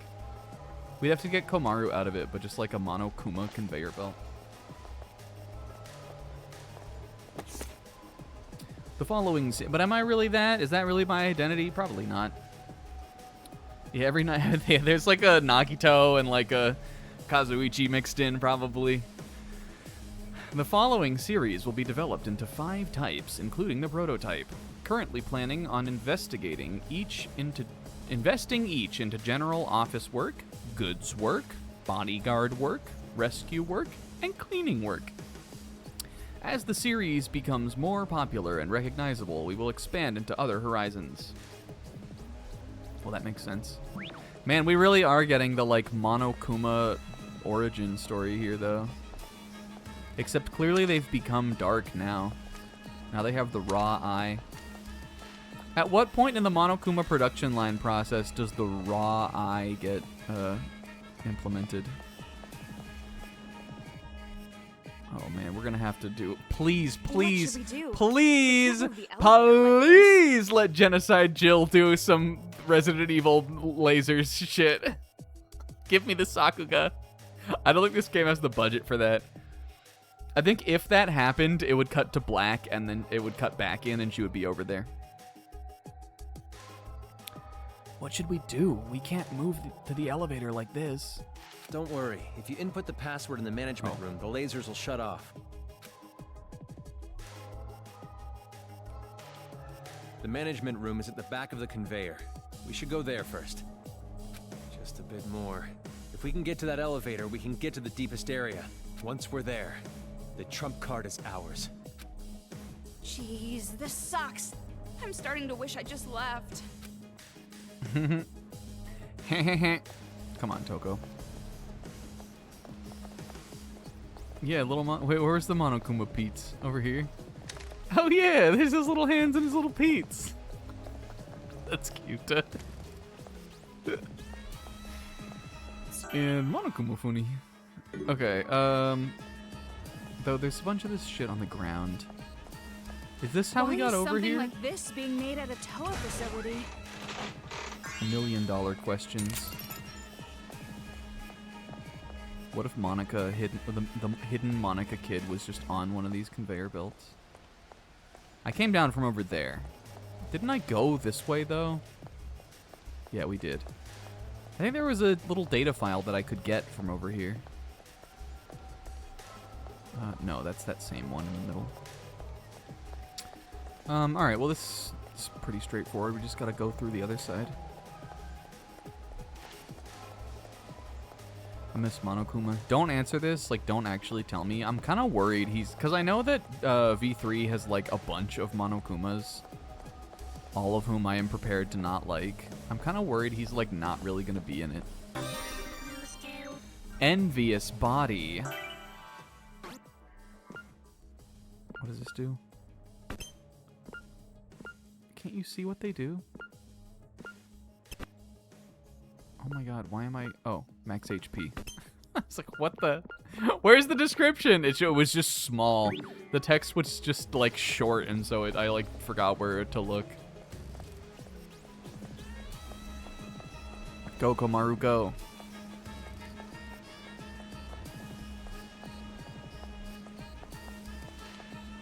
I mean, I'll, like, try to like them, I guess. I mean, I will try to hate them, but...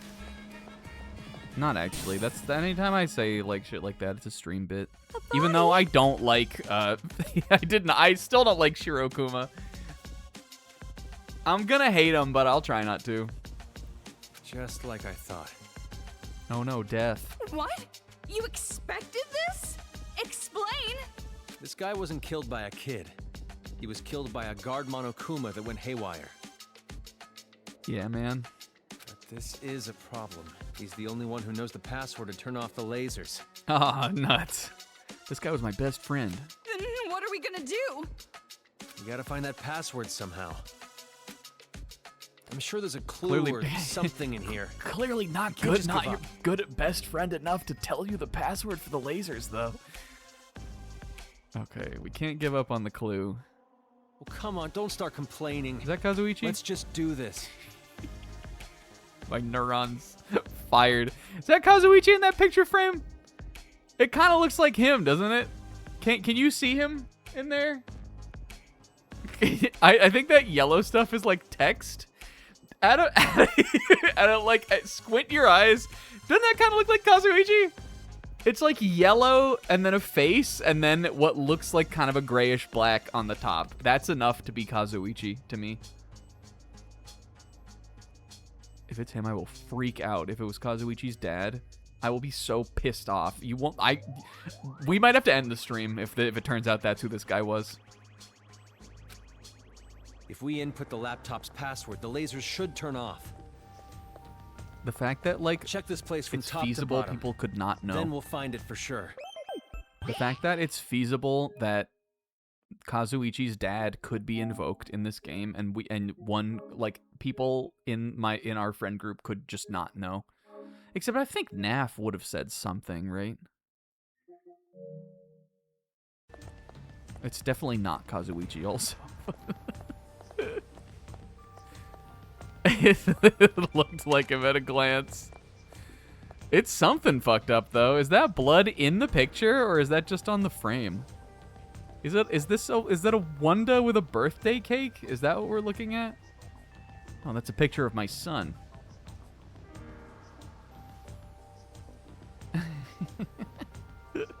It's so aggressively not him.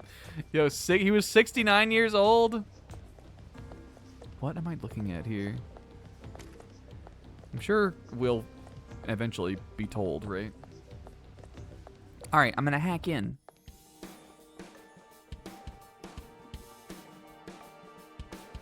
Oh. Hey. I mean, it could be 69-8. We put the password in here to stop the lasers. But there's no way we could possibly know what it is. Gotta look for a hint. There's no other way. After getting a good look around, let me know. Maybe I can think of something. What's You guys going handle on? this. You're the puzzle queens, right? It's called riddle queens. I don't really expect a punk like you to come up with a bright idea, but thanks anyway. Get his ass. Oh, it's a very little data file maybe here. What if they did confirm a Kazuichi dad, but he looked vaguely close enough to a Danganronpa-styled Winston Payne? In the, 2% chance that it was a picture of Kazuichi, I think we could have retconned around it. We could have worked around it. Ordered a new hairdryer and a new memory foam mattress topper. Hell yeah. Seems like solid investments.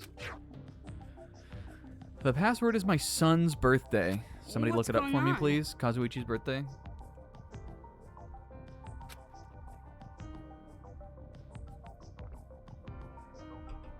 I have a little doc like this where I don't write out what my password actually is, but I make myself little second level of cryptic hints in a notes notes app on my phone. And what I do is, or at least it was like this until I lost all of my notes, and now I have a new one. I would have my little list of reminders for passwords down at the very bottom of my 6-year-long list of all the games I had beaten, so that if anybody ever did get a hold of my phone or hack it or something, or get a hold of it and find a way to break into it, they would probably never think to look all the way down at the bottom of that document. But then I would make little codes that only I would understand that would let me know what my password was for like Amazon or some shit, which is stupid. But you know, like some sites or like some logins need you to have different like requirements for what passwords you put in, and I like can never remember that stuff. I use the same password for almost everything, but it's just frustrating to me. I'm old in that way. Log into some shady mail order website. Huh? Toko, why do you know about shady mail order websites? Don't mess with me! Shut up, that's not important right now. Anyway, we get the password if we can figure out his son's birthday, right?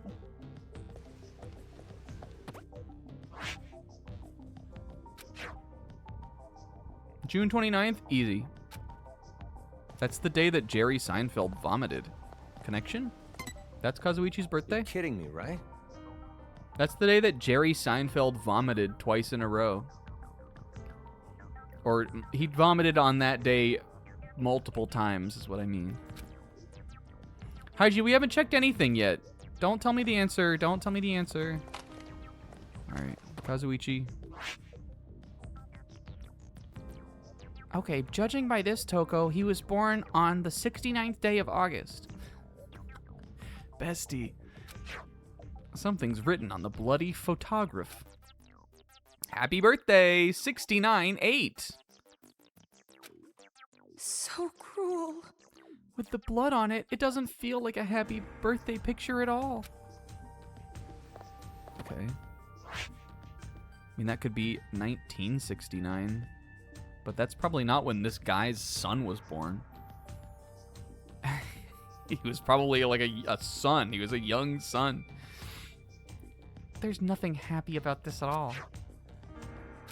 So what could it be?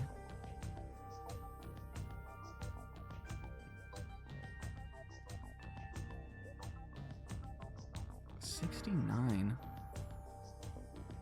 And we're saying the blood is probably obscuring another word? Or another letter? A number, I mean? Don't tell me. Let me use this. This is the thing I always forget about whenever we have a puzzle to solve. This just tells us about the son's birthday, right?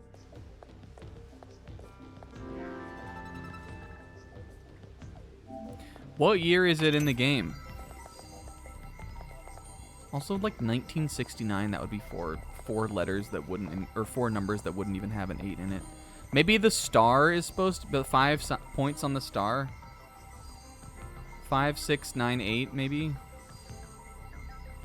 What's 69 divided by 5?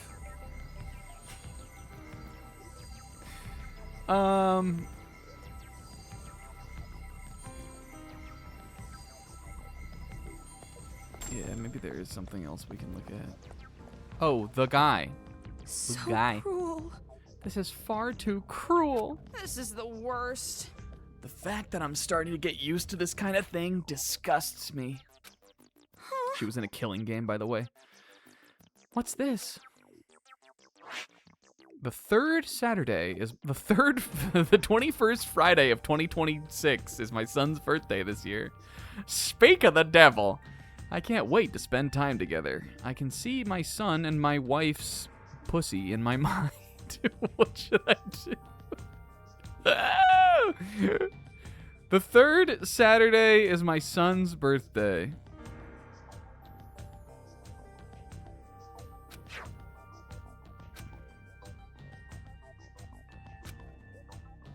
Smiles. What should I buy for a present? Wonder if he's able to spend time with his. Wonder if he was able to spend time with his son on his birthday. Anyways. No time for tears right now. Us. We searched through everything that looked interesting, right? You're right. We should be able to guess the son's birthday from all the information we've got. Go for it, Komaru. Okay. She's sitting there at the keyboard, like making the Kinemon face. His birthday is the 3rd Saturday, with the numbers 6, 9, and 8 on the photo. That's not enough info at all. You're kidding me, right? Don't give up now. Can't think of anything yet, but talk to me later. I might think of something. Did you think of anything? No, I don't want to hint. Oh, it could be. Oh, yeah, that is the sign for cancer, right? The thing that looks like a Sharingan. The Sasuke's 2 Tomoe Sharingan. That thing I always see on emojis when I'm scrolling through to get to fucking some bullshit so I can write out a whole sentence in the emoji reacts. Yeah, so... Oh, because it has a star around it. It could be that. I don't know what the Saturday would have to do with it then. June or July also would give us 2 different months, so... Yeah, star 69. Wait, Zebra, don't say it. Maybe it's 5 days in a week. Happy birthday, 69-8. 8 might be a reference to the day of the week. Yeah, good job. I'm thinking that too, K-Man. The 3rd Saturday.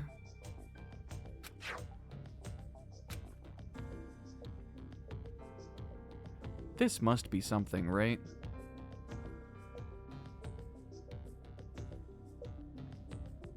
Saturday is the 8th day of the week, Mirakun.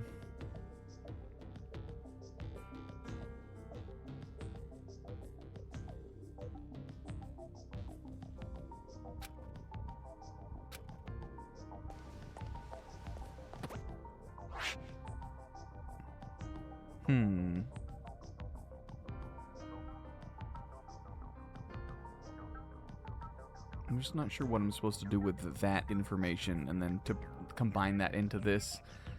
She starts on Sunday and acknowledges Sis Day.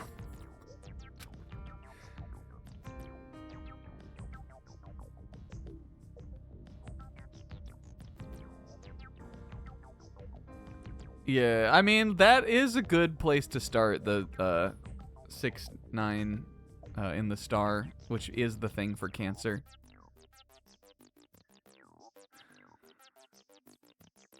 Is the 8 something, though? Why would you ever write that on a birthday present? Or a birthday picture? Ew, Toko, he believed in astrology? She believes in that. This is, if anyone is gonna know about this shit, it's Komaru, and she is the one in the driver's seat on this puzzle, so... I mean, we could just try 6, 9, 3, 8. Let's just try some easy ones. 3 for the 3rd day, and 8 because 8 last because it looks like the blood is like covering something. Okay. Wrong. Password is my son's birthday. My son's birthday is the 3rd Saturday this year. Oh, unless this has something to do with... This would tell us if it was June or July, though, right? If it is a horoscope like Zodiac thing, then the 3rd Saturday would tell us that... I would imagine, I guess it's probably July. Because this would tell us which month it was. So we would probably do like 0... and then the letter or the number of the month, and then I don't know what the 8 would be. What is... I still don't know if I would have it.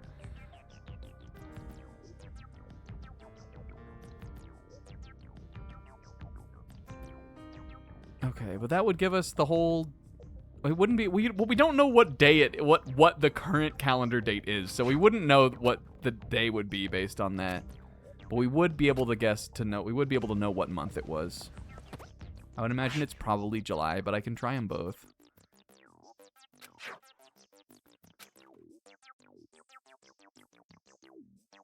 But even then, is 6, 9 part of it? Am I putting that number in the middle, or am I putting that instead of the 6, 9? I would imagine it would probably be like this. Maybe like 0, 7, 0, 8. Let's try 6. My head hurts. No. But we're on the right track. Head. Komaru!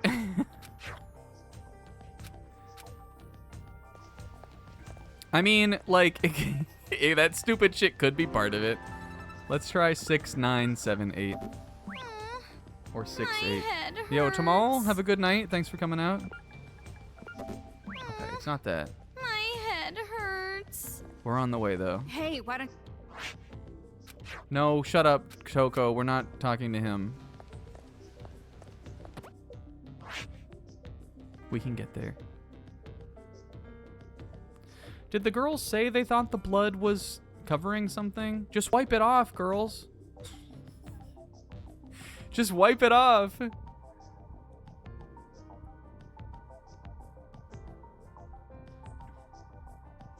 I'm googling I'm just googling to make sure we have the right one. Here's what I'm putting into Google right now. When does the Cancer Zodiac start? June 21st, and it runs through July 21st. Oh. So we are just looking at the date then. Maybe it's the third Saturday in Cancer. We don't need to know the current date at all. Except that the Saturdays would be on different days, right? What is the 8 for then? Why the fuck would you write any of this bullshit on there? Maybe it's July 28th or June 28th. There's only one 28th date in there, so maybe it's 0728. Let's try that. Fuck! My head hurts. Maybe it's the British way. Fuck. Wait, we're looking at June anyway.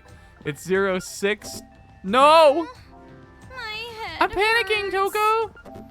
Fuck! My head hurts.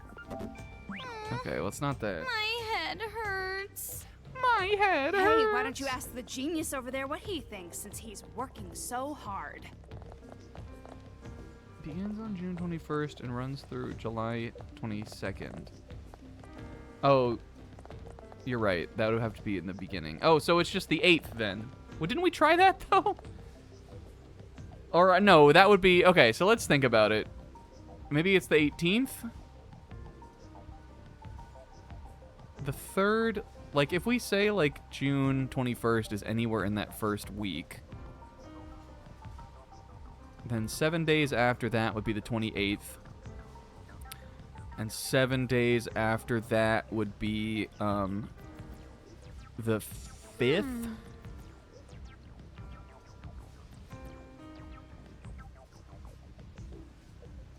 And then after that would be the 12th. So it could be the 8th. 0608. Didn't we try that though? Or 0708? My head hurts. I would think that that would make the most sense, right? My head hurts. If we think that the 8 is part of the day, like the day of the month.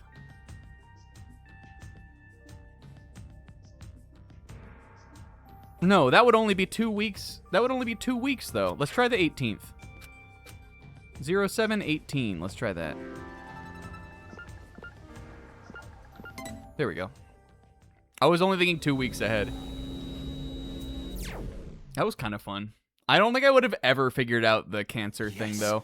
I definitely think some people would. Like, you know, if you're into astrology and you know, oh, it's right there on the fucking.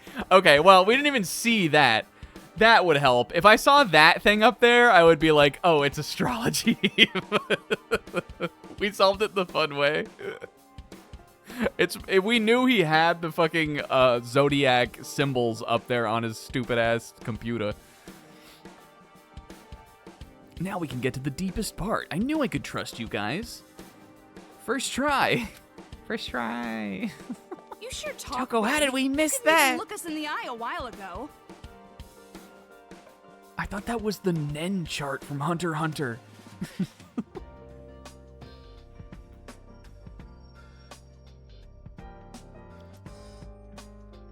Yeah, I mean, I guess I could think that maybe they would.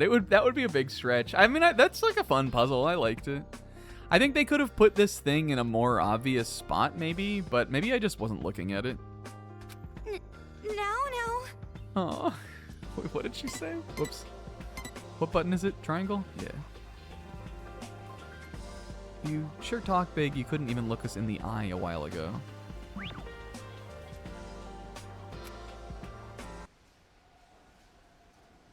Yeah, sure. It sure was right the fuck there the whole time.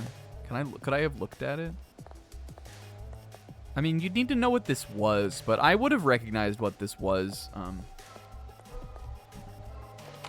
I would have known what this was. I'm not that out of the loop. And you'd be like 1, 2, 3, 4, 5, 6, 7. You'd see the cancer one. Do you guys want to know which one mine is? I actually don't know. I know I'm an Aries, though. Which I think should be the 4th one. Because I know Aries is late March and early April.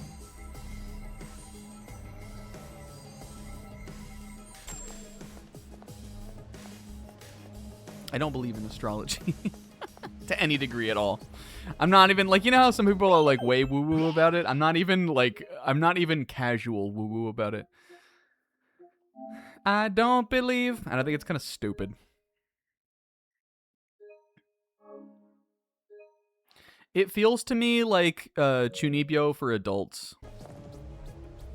Oh, I don't believe.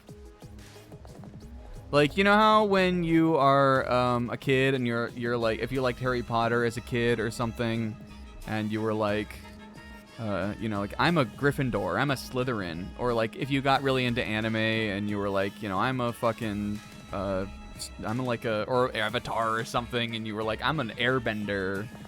Even though I know the elements are part of astrology. I think my personal thing is everybody wants something that makes them feel special.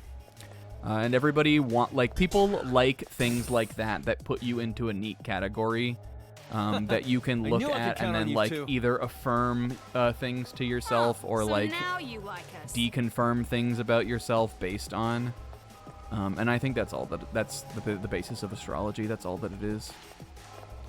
So like if that's your thing for you, then like that's cool, but don't expect me to care about it. Yeah, I'm such a golden deer, like exactly. I don't want to know your horoscope sign. I want to know your Fire Emblem 3 Houses allegiance. I want to know your Nen type. Miss me with all that other shit. Again, I'm an Aries, and in most situations in my life, I don't feel as though I fit the description of Aries, which are like very kind of like alpha, commanding, like very self-confident, like driven people, I think is from what I understand. Now, I do think I have those tendencies in some regards. Like when it has to do with something creative, I find myself very uncompromising on that. Just a bit more. Like if I almost in our hands. If I like feel strongly about it, I see it, Sis, don't worry. If I feel strongly about something, then I get pretty Aries about it. But on the whole, generally, in like most situations, I'm not like that. Which doesn't matter to me. Oh, yo. Doesn't matter to me because I don't believe in it anyway. But I had a roommate my roommate when I first moved to Vegas was super into astrology. And I told her I was an Aries, and she was like, "Oh my God, that's not you at all." Like, it was the first time her faith had ever truly been shaken by finding out someone's zodiac sign. She could not come to terms with the fact that I was an Aries. So instead, she started telling me, "Well, you must take more after your reverse sign." Which basically means, oh, your zodiac sign doesn't fit the description of what the zodiac is? Okay, so you're your reverse sign, which is the exact opposite of what your month that you were born was, thereby creating a foolproof way for the zodiac to never be wrong or fake. And we had some really funny arguments about that. I was like, what do you mean I'm my reverse sign? Oh, look! What the... How can any of it be real if you can just be your moon sign or whatever instead of your sun sign? It's all fake. But maybe that wasn't. But maybe she was right. Maybe that was an Aries thing of me to do, is argue about the fact that none of it's real. Anyway, she's slowpoke Maru because it takes her so fucking long to get through the chapters because she's always resetting. Typical mass-produced demon that isn't unique in any way other than that it's below average in a lot of stuff. It's a perfect demon to... I think Komaru starts reading this out loud. And she's like, look, we found one, Toko. A typical mass-produced demon that isn't unique in any way other than that it's below average in a lot of stuff. And she looks over at the picture. It's a perfect demon to try new... That one wasn't that important. And she puts it in her pocket. Komaru, I know it's you. That one actually isn't... The rest of this isn't actually really that interesting.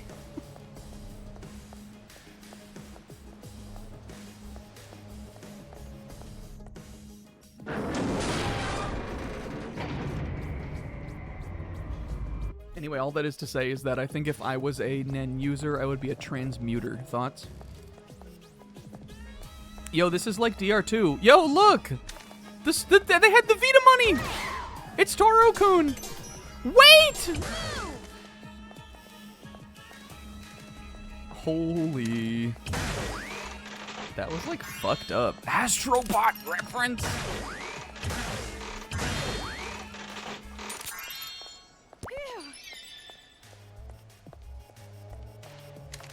This is crazy. I wonder if there's a trophy for shooting him in his raw eye. What's the black one's name? He'd be a poop farter, thoughts. Yeah. I took a test once and it said I'm more into my inverted Nen sign. Well, it came in. You can use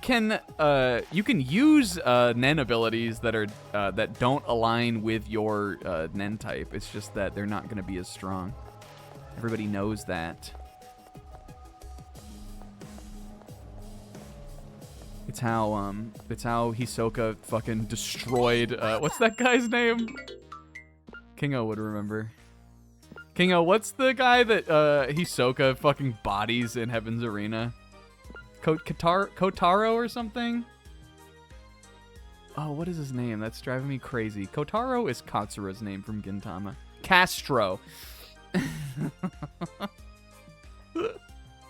He was using abilities that didn't align with his Nen type. That was the thing. I am proud to say that I loved Nen from the beginning.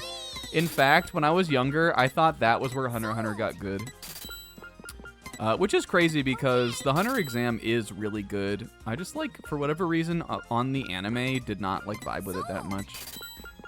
When I read the manga later on, my second time through the series, I read the manga instead. And I liked it a lot more that time.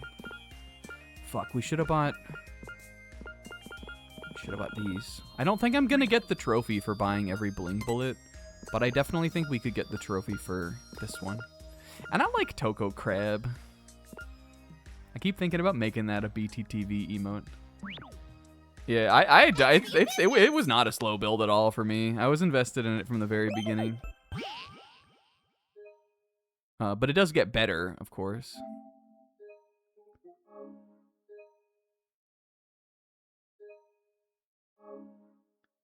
Fucking Castro. It is a slow build on, like, getting the whole power system. Our trump card is just behind this door.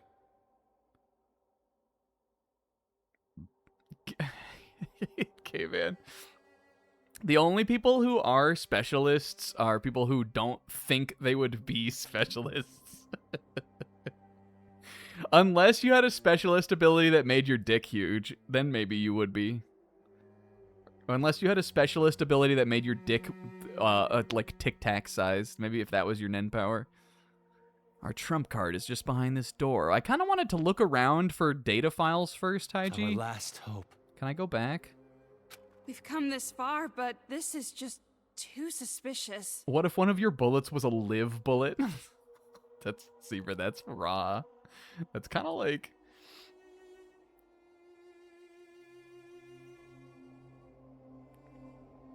Not tic-tac, stop. No. The other funny thing about Nen, is that, like, early into the series. It's in Heaven's Arena when Hisoka is like I think he's monologuing in his head about this. He brings up the personality indicator type thing for the Nen power-ups. And a lot of the Hunter x Hunter fandom like kind of take that as fact towards the series. Which in its own way, like, that feeds into a lot of like people being like, oh, I would be this, I think, or like, you know, all that kind of stuff. But the thing is that is introduced one time, and it's introduced with the caveat that this is all Hisoka's own personal opinions, and he made all this up. The the whole personality indicator, that has only ever been spoken by an insane pedophile clown man. And in the same breath that it was spoken, it is denounced by the author voice. It's Hisoka's own personal opinion, but it does end up kind of playing into like how a lot of the characters are, how they act.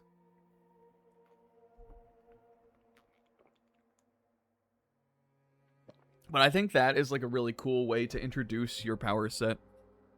I don't think it works as well in the anime because in the manga there is definitely a one page that is just a little list of Hisoka's personal beliefs about the different Nen types. So you can see it, like, you can look at it and you're like, you can just like read the whole page there and just get that one image into your mind. I think in the anime he just says it through the dialogue. But I think that's a cool way to like put a kind of character spin on your power system, and it happens like super early in.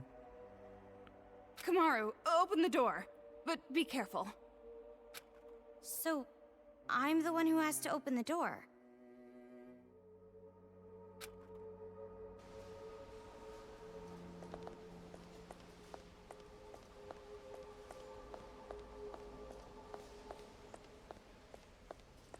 Is this landing for you guys? Is this is this cinematic?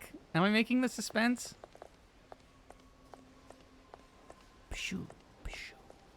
Oh, I was gonna look around. And look, I would have been right to.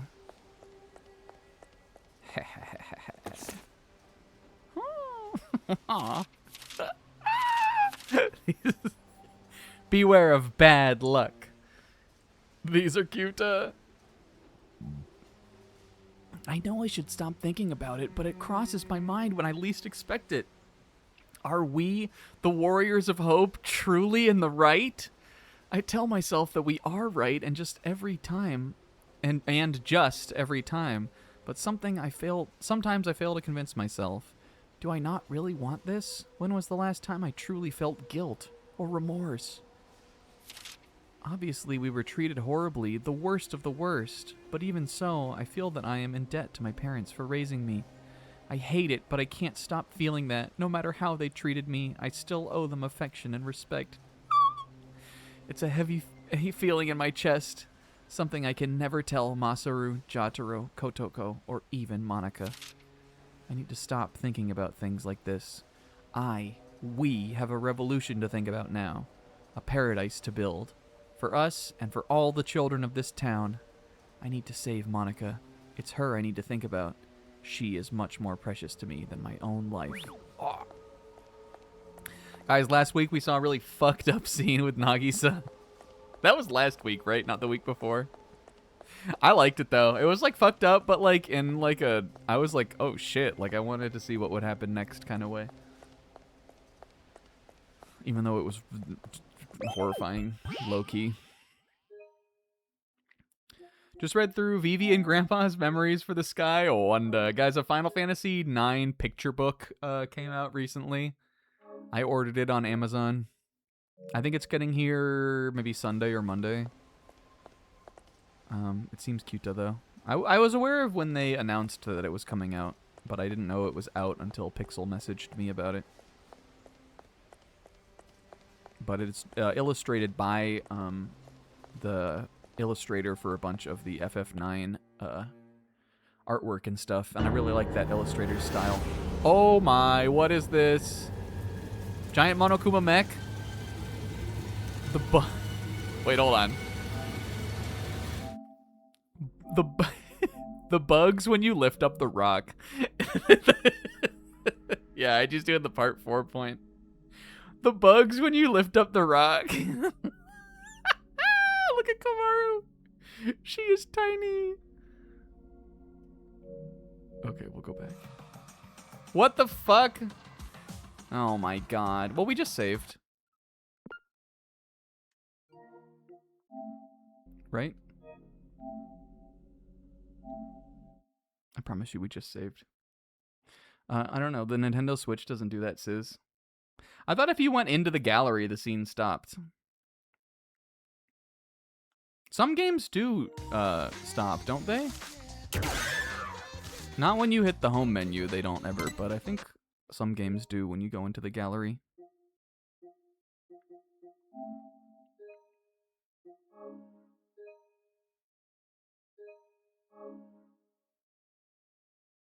Maybe it's just because this game doesn't only had the Vita money. All right, did I get the thing? Yes. All right, goodbye, Palm Tree Factory. Isn't this the same kind of thing that was happening in DR2? Weren't they turning palm trees into Monokumas in that like factory area in that game? I guess that implies that this is the actual genuine method for making Monokumas. Is they are made out of palm trees.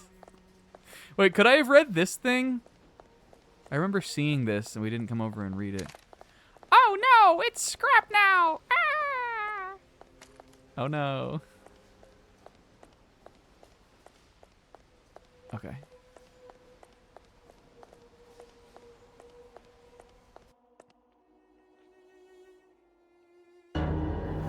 Oh, well look, we didn't spoil the surprise at least.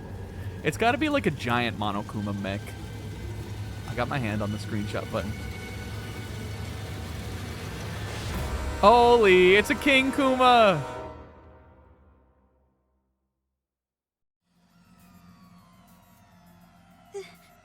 This is a Monokuma.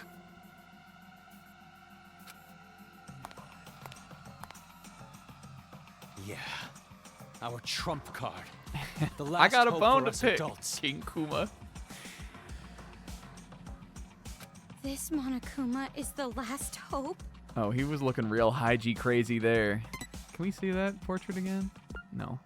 Yeah, our trump card. The last hope for us adults. It could be as simple as Haiji just wants to kill all of the kids, which we don't want to do either. Well, yes, Zebra Monokuma's he's right there between hope and despair. That's why he has the cute side and the raw side. It's not just an oversized Monokuma. It's a secret weapon that was built by Toa Group in case we ever needed to defend the city.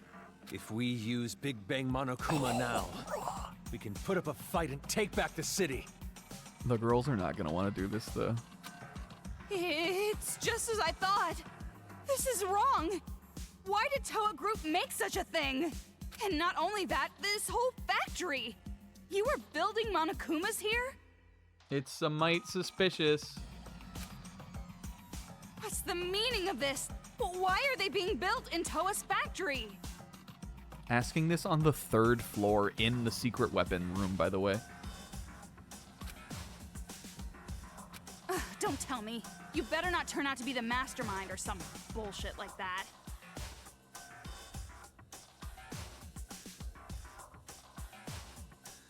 Hey, come on. If I were behind it all, why would I make Monokuma break my arm? Show us your arm, Haiji. Then you better start talking. Aw. The Monokumas that are built here were supposed to be introduced to the world as made robots. They were developed to assist daily life and also to help with dangerous labor tasks. But those kids ended up taking over. In what way would this giant thing be a maid exactly? Do we like this? Are we are we vibing with this plot beat?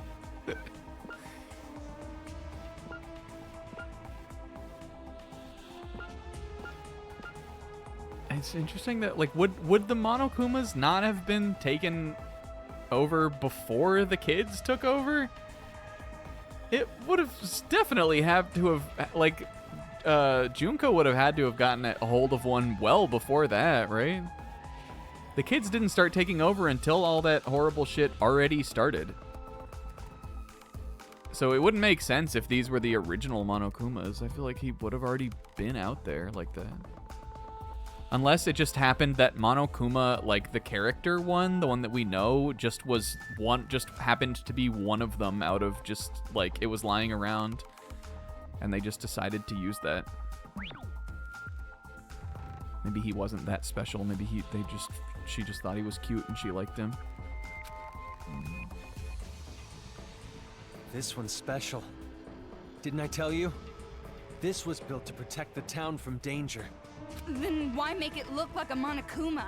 If these things were supposed to be made robots? Don't blame me, I didn't pick the design. The one who developed them chose that on their own. Don't blame me is a classic excuse Get for his dodging ass. responsibility. Typical. It is what it is. At the time these were being made, I wasn't even aware of it. Wait! About the one who developed them. I noticed when you said that it was yellow. That means it's something, right?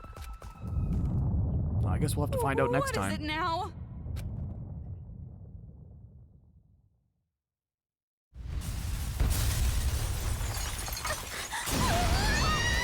Yo, is that Nogs? What the hell happened?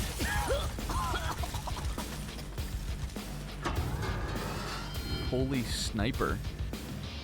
I think this is not Raw the Ranger. I think this is Nagisa's robot, isn't it? We definitely saw his before. Sage robot, right? Huh?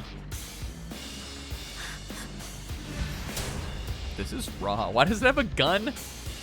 Why would Sage be gun? Oh no. What is this? That kid. He's the one who wanted to let us go, right? She already forgot what he looked like. No. Found you, demons. He is broken. He is but a broken lad. I can't believe it. Hiding something like this. Let me guess. Did she tell you about this? If He she knows. can't control it, she wants you to destroy it? He knows. He knows everything. Maybe Junko, like, was here for a brief time at some point. Or it could have been Mukuro. Maybe she, like, infiltrated. Well, I won't let it happen. This is the hope we finally got for ourselves. I guess they could have stolen the Toa Group's design, like, earlier than they then gave them to the kids and the kids attacked. It probably is something like that. The person who made them was someone involved, and then they got the plans for the Monokuma schematic. And they decided, oh, this stupid little bear thing is like the only possible option for creating an army of death robots to take over the city. And also we'll make one that is a little funny that you can talk through. And he will be the one that all the merch gets made of. You want to crush our paradise with something like this. I won't let you. Everyone expects so much of the Warriors of Hope. And of me. There's like a Monokuma raw eye inside of Nagisa's mech's raw eye. Do you guys see that? It's like a Russian nesting doll of Ra, like a Russian nesting doll. It's multiple layers down of Ra. To meet these expectations, I have to build paradise all by myself. Yeah, it's like a Russian nesting Ra. Did the other robots have Monokumas in them? They must have. This is the only one where I'm noticing it, though. So expect more of me! Oh no. Nagisa.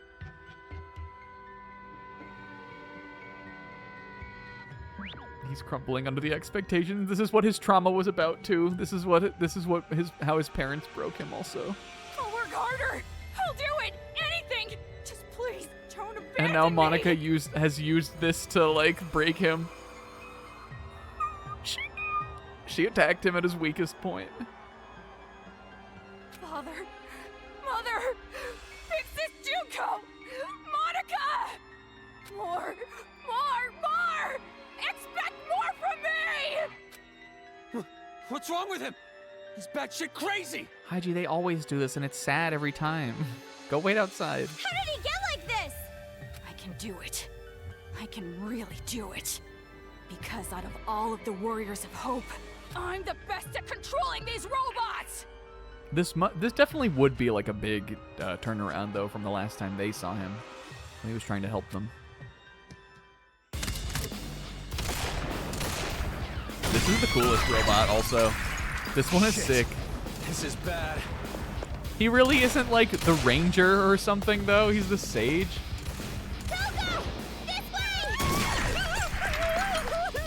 Whether they're demons or not, anyone who gets in the way of paradise, I'll defeat each and every one of them! So please, give me high expectations! Expect more of me! More! Please expect the best from me! He's a gun sage. He's a jack mage. He's lost it.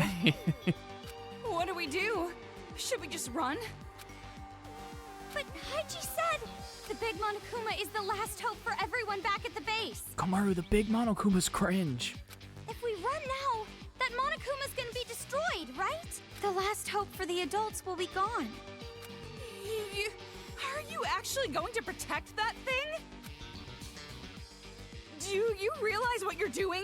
It's too dangerous. But then again, maybe we have to fight. Huh? Maybe a certain someone's speech actually influenced me a little. That's so unlike me. Wanda! Yes! And look, Komaru, I think your song's playing. And she got inspired.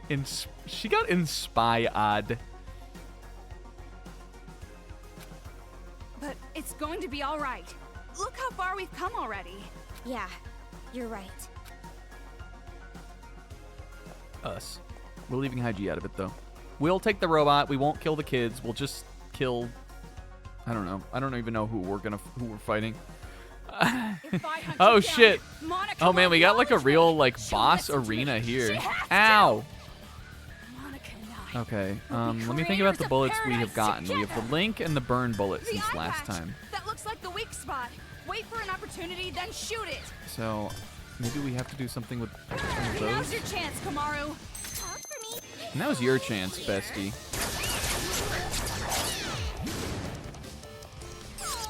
There's no way adults who have lived in happiness can understand children like us. I want to make sure I pay attention to what I Nagisa put is in saying. more effort than The only anyone. problem with Nagisa is that, like, expectations. because he is, like, More. a, you know, sympathetic, like, kind of somewhat likable character, because he's, like, the serious one, What are you doing? he doesn't say funny things. Whoops. Don't look down on We me. didn't really, like, talk about them that much, but the Pixel sure pointed it out. Fuck. The shit that, that Kotoko was saying in her, boss battle was... She said some really funny stuff.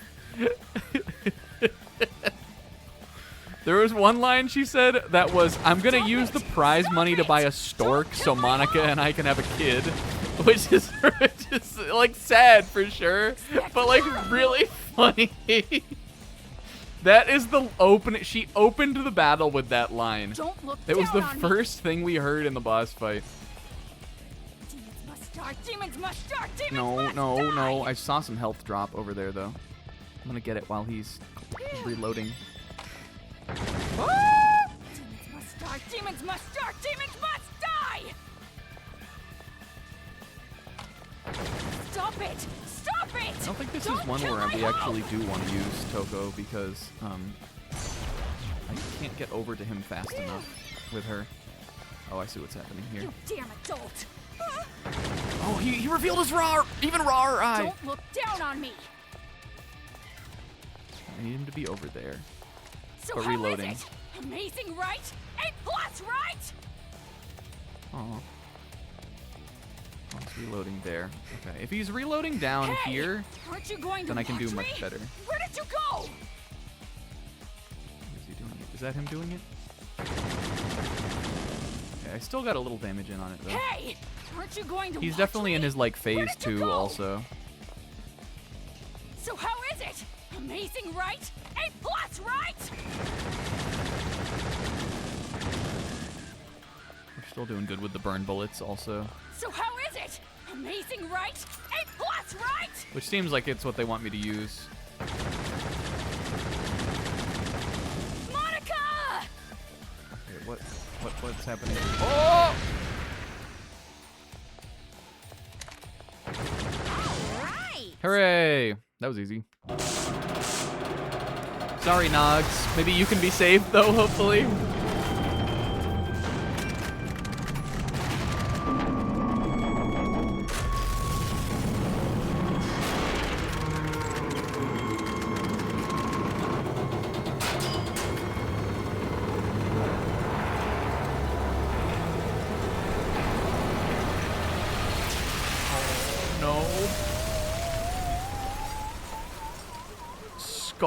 Skull blast grass. Well, that seemed like the most confirmed death Looks so like- far. Oh, we're okay. Yeah, it left his little Chris Wolfhard hair ears behind. But what about that kid? Guess you could say he wasn't expecting that. Shut up, you. Sorry, that wasn't funny. True. Now's not the time. We gotta save him. Oh no. Just leave him. Huh? If we save this crazy-ass kid, he'll just end up doing the same thing again. He probably got crushed anyway. We can't save him even if we wanted to. More importantly, take a look at this. We finally got it! The hope. We finally got our hope. I'm shooting this guy with a shut up bullet. Remind me to say that to Pixel the next time I talk to him also. Oh, All right. Let's ride this right to the enemy's HQ. right. On the Monokuma? Yeah, what if we say never? What if Komaru says never speak again with the megaphone? The megaphone, honestly, it's kind of like having a Geass. Oh, don't worry. You aren't driving this time. We were watching Code Geass. I didn't really talk about it on here. I really haven't talked about it very much. I did start watching it, though. I also have been the only one other than Isaac in the watch through who has seen the show before. Now, I watched it as an impressionable teenager where I liked basically anything that was on Adult Swim late at night. But I guess I'm glad that my adult friends all seem to still be enjoying it. It's a fun show. I do genuinely like it. It's not like I don't like it. It's kind of stupid, but it's got a lot of like fun things to it. You wouldn't be able to anyway. The only ones who can control this are me and my old man. So I've got to move this myself. Now, let's begin the counterattack. Once the others see this, they'll be pumped for sure.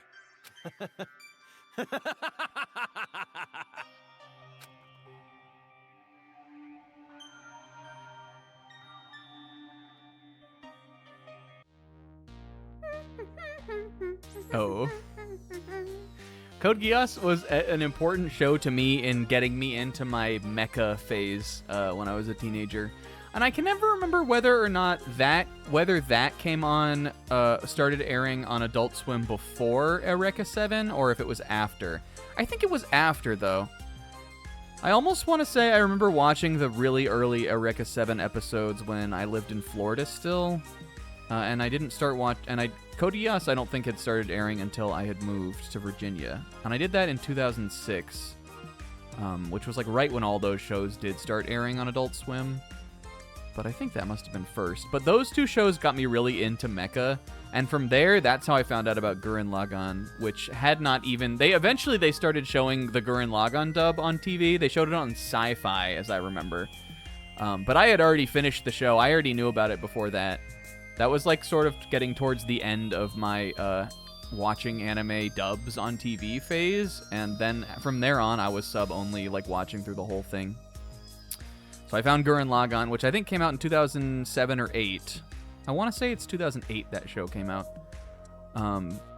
But I found that about that before the dub came out. I watched that whole thing. That's when I finally went back and I watched Eva for the first time.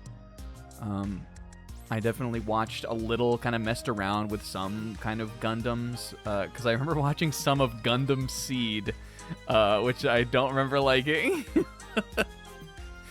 Pixel and I bonded over that a couple times, because I guess he watched that, and I don't think I would have ever, in that age, I think I would have thought the older Gundams were too old, but I watched a lot of more contemporary mecha.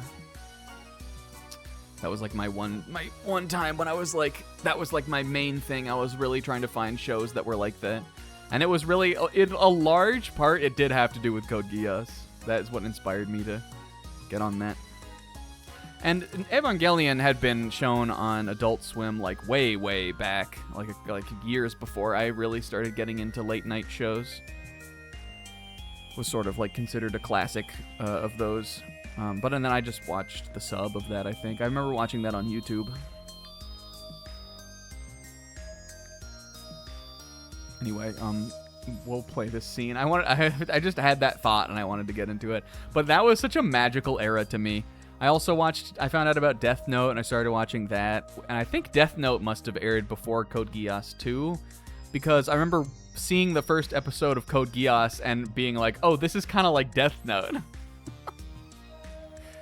I watched Blood Plus on Adult Swim, the late night block back then, and I'm not that big of a fan of Blood Plus. I think that show's kind of dumb, but I liked it for a little while. I fell off that eventually. Samurai Champloo I watched on there, though that aired when I was in middle school still. That was much earlier. That might have been the first big thing I watched. I would always watch Inuyasha. But I don't think I think I maybe was watching Inuyasha reruns by the time I was like really, really watching. Because Inuyasha, when I was like big into Adult Swim, it was always the first show that would come on of the night. And I don't think when it originally was airing, it was the first show. But whenever I would watch, it was Inuyasha would be first. And then it would get into like the shows that I wanted to see. That was my era.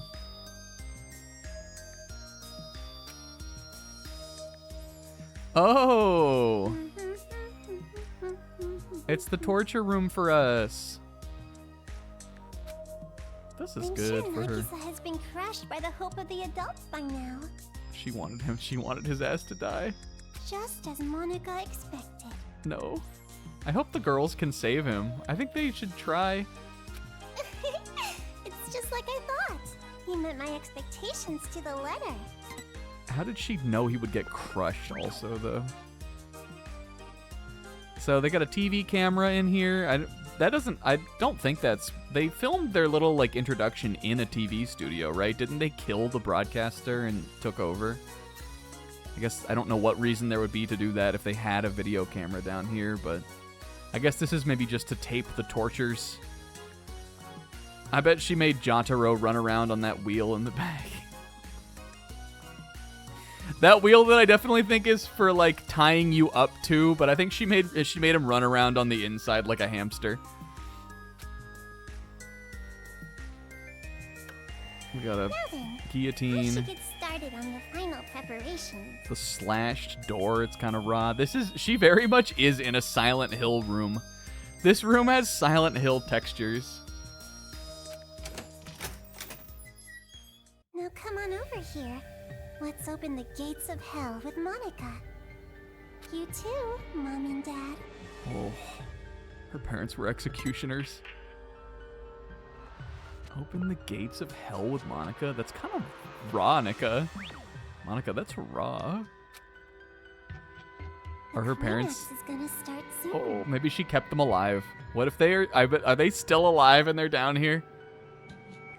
Your child will be born again as the successor to Junko and Oshima. Oh no! Unless we're still thinking this is Komaru and these are her parents. Because she said mom and dad, I think it must. We were kind of debating on whether or not we thought Monica was the successor or Komaru actually secretly was, but I think this now seems to imply that it's Monica.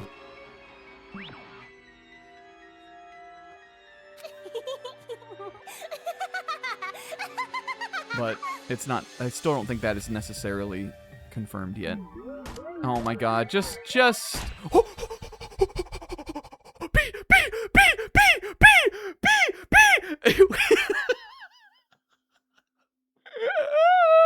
possible! Is there an S rank? I don't think there is.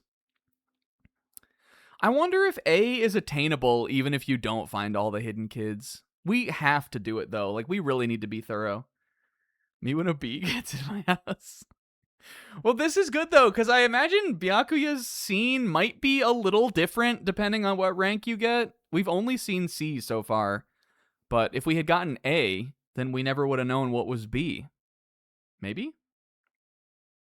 Yeah, I think it could be Kingo. I'm still not totally ready to declare whether or not I think it's one way or another.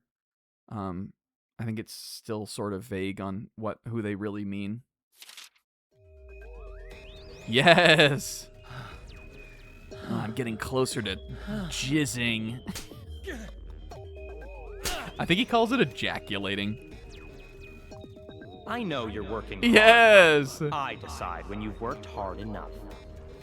Keep doing your best, and I'll keep watching. Raw? Thank you, King. Don't worry. We're working our way up. The way we live.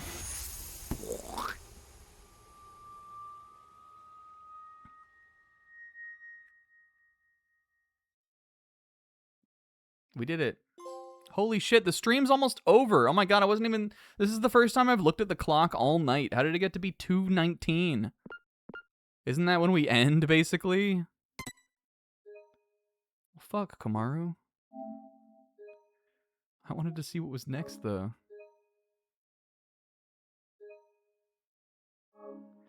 Wait, is that when we end the stream? We started a little late, though. What if we just watched the first scene of the next chapter? We did. We started about 10 or 15-ish minutes behind. I was watching Zebra. Let's see just a little bit more.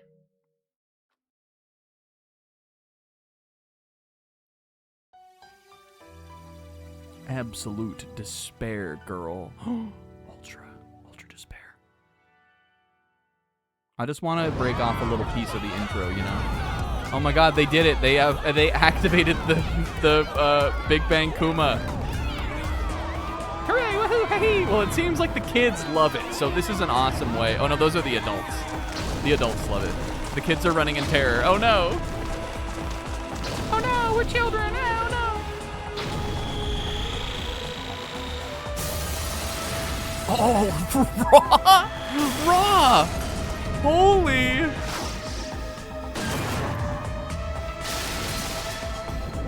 The Sakuga.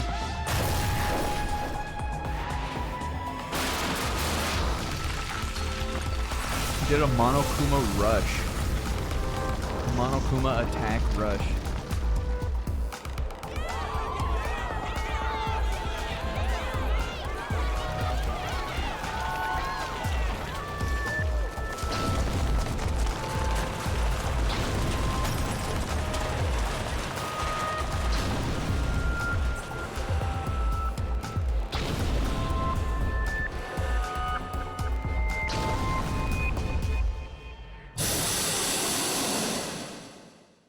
It should have done like a Did you see that?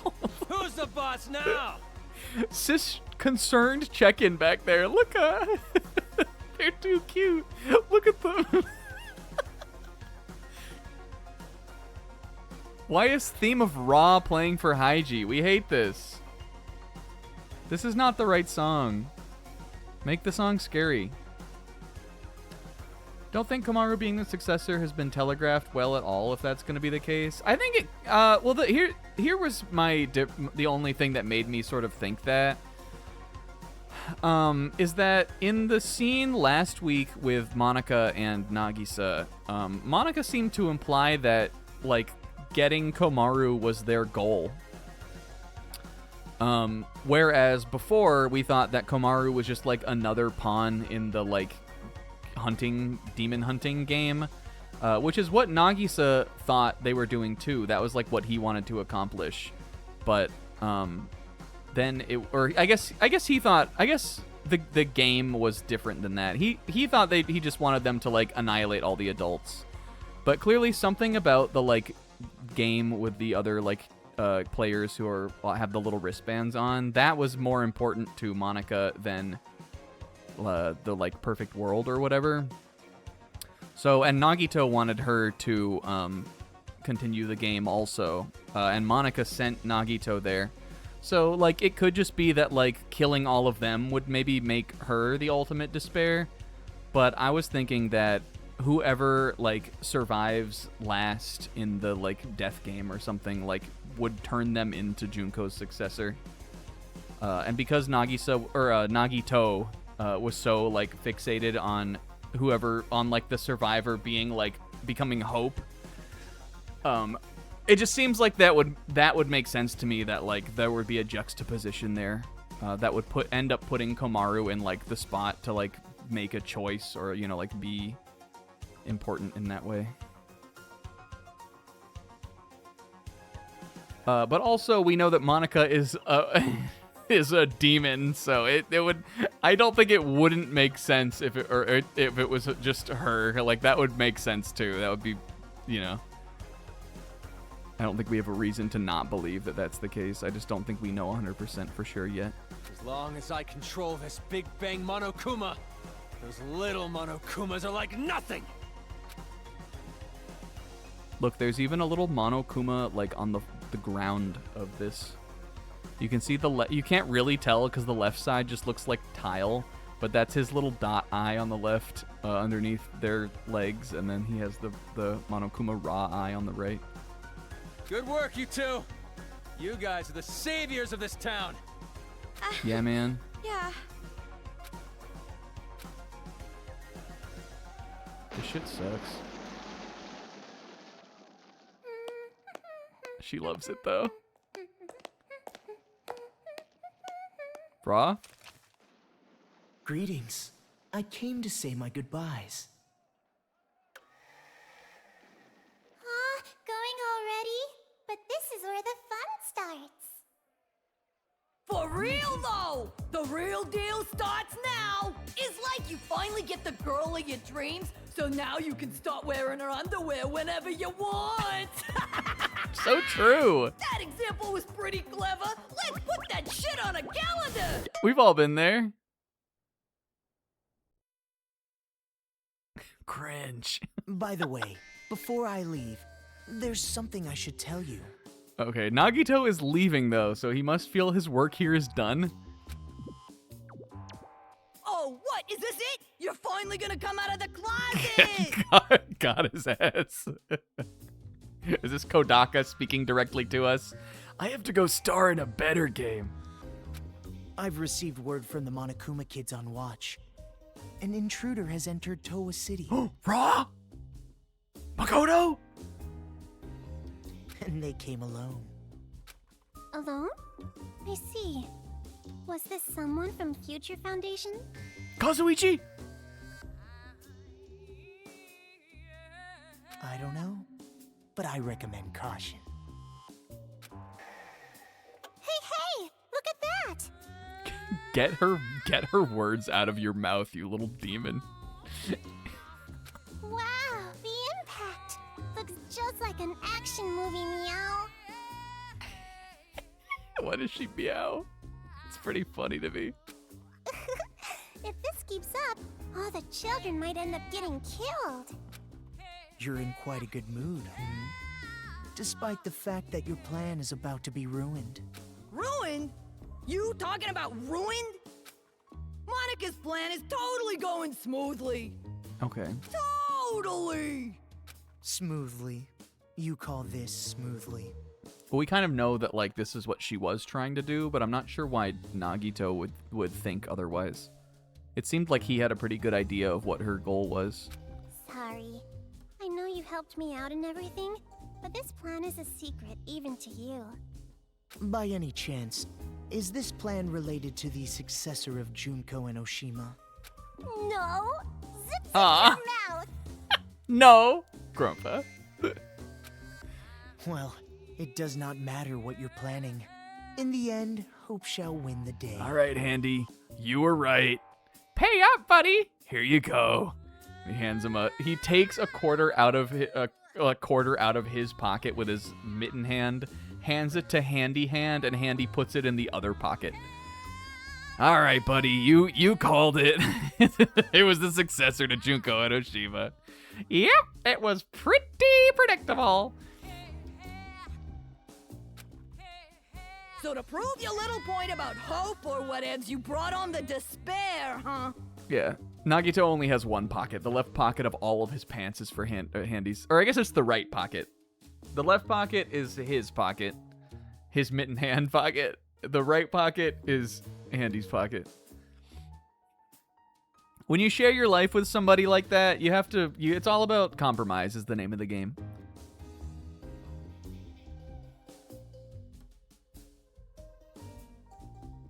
Okay, prove your point about hope. You brought on the despair.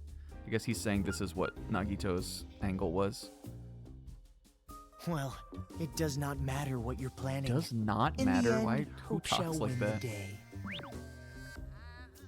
Oh, that's kind of funny. I like that too, Zebra. They have they have mismatched pockets.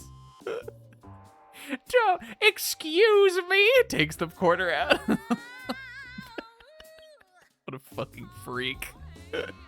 Why would it ever be like that? Well, that's just fucking stupid.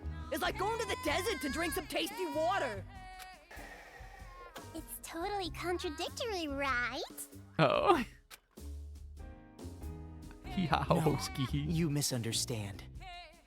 In order to get rid of all the despair, you first must let it flourish. Exactly. You can't have a hope clutch 11th hour victory unless they're in the face of despair. Wait until the despair has grown to its largest size, and then burn it, all the way to the roots. And after that, only hope will remain. That is the world I seek. Going out to the fucking desert to eat some bean. There is nothing contradictory in that. Well, not that it even matters. So you're gonna burn the crops and salt the earth, huh? You really are amusing, Mr. Servant. Despite the fact that you know you've fallen into despair, you still fight for hope. It's kind of raw. Could it be from Big Sis Junko's influence? Or were you always like this? Little column A, little column B. Who cares, Monica? Just let this chump exit stage left already. Let him say byesies or whatever already. There's something way more fun and refreshing waiting for you.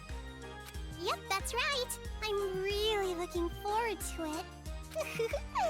Just how will the world look through the eyes of the successor? Monica, you're so into it. Your heart resonates. Hot enough to burn. Also, I guess they don't care that much about the intruder.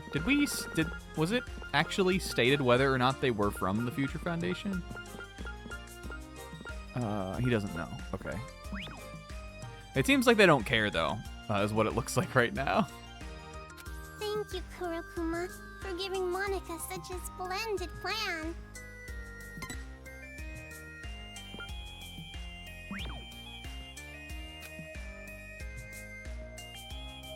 Oh god. Yeah, I hated stop that. it.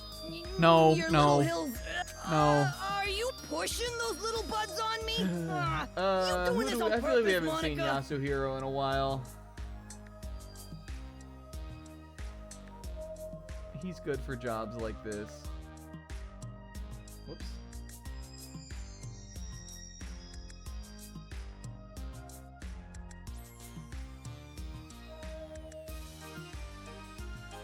better. Monica! It's a voiced cutscene also. It's not, it wouldn't. The clip already played, and it's a voiced cutscene, and I could have just skipped past it, and it would have been on the screen for less time. Thank you for the hard work, Mr. Servant. I'm sure we will not see each other ever again. I'm sure. I think he'll appear one more time. But I don't think that he will, like, be, like, super pivotal in, like, the plot of the end game of this. Mr. Haiji, we're all here, sir. Good. But I think he Thank will, you. like, show up at the end or something.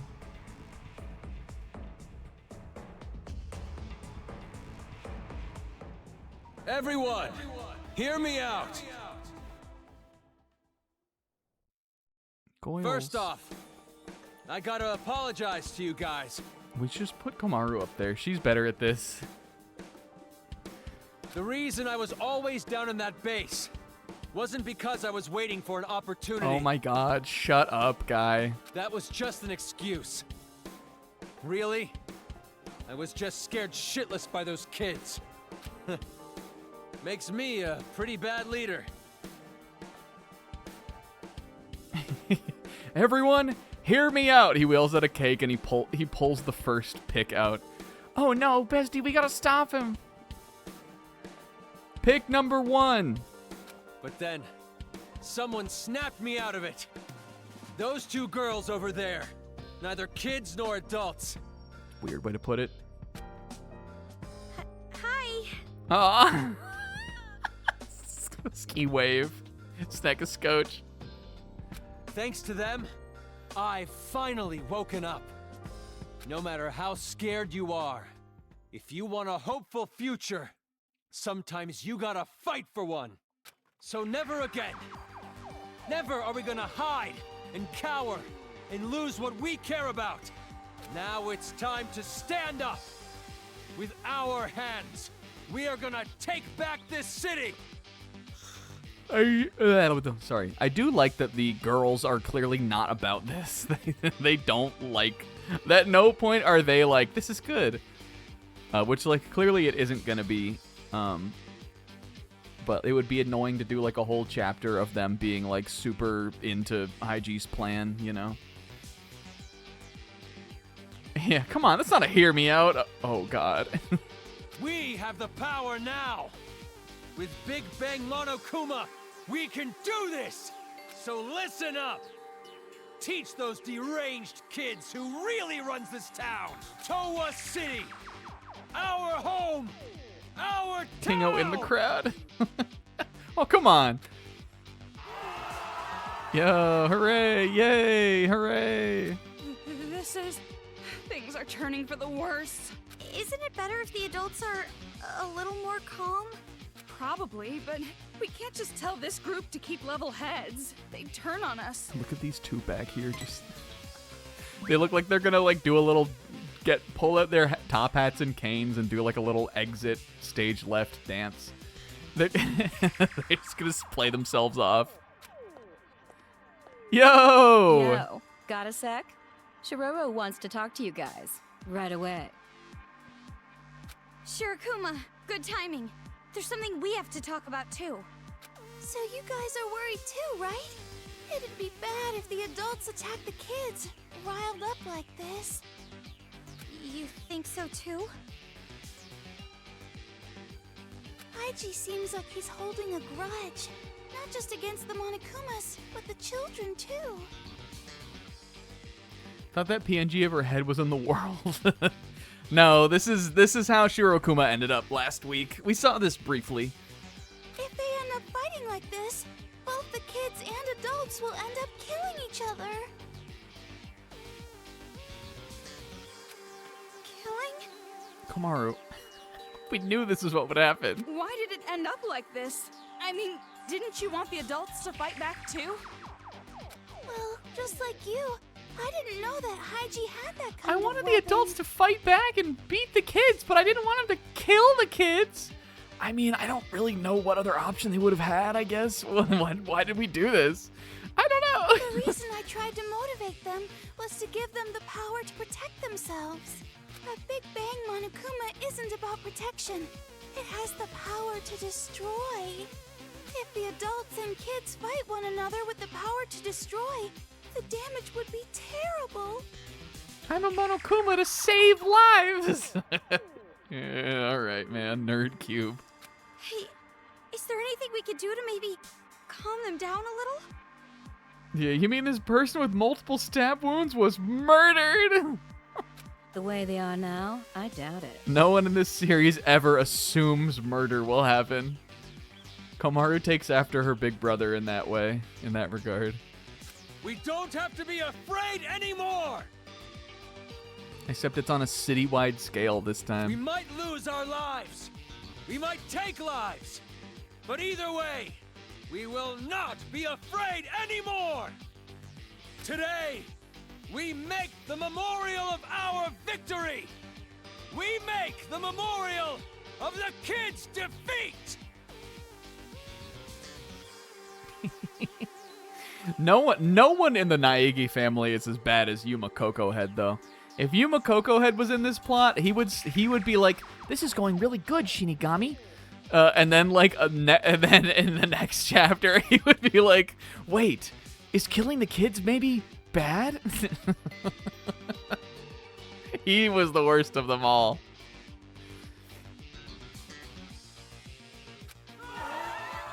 It's hard to believe these are the same adults that were so scared earlier.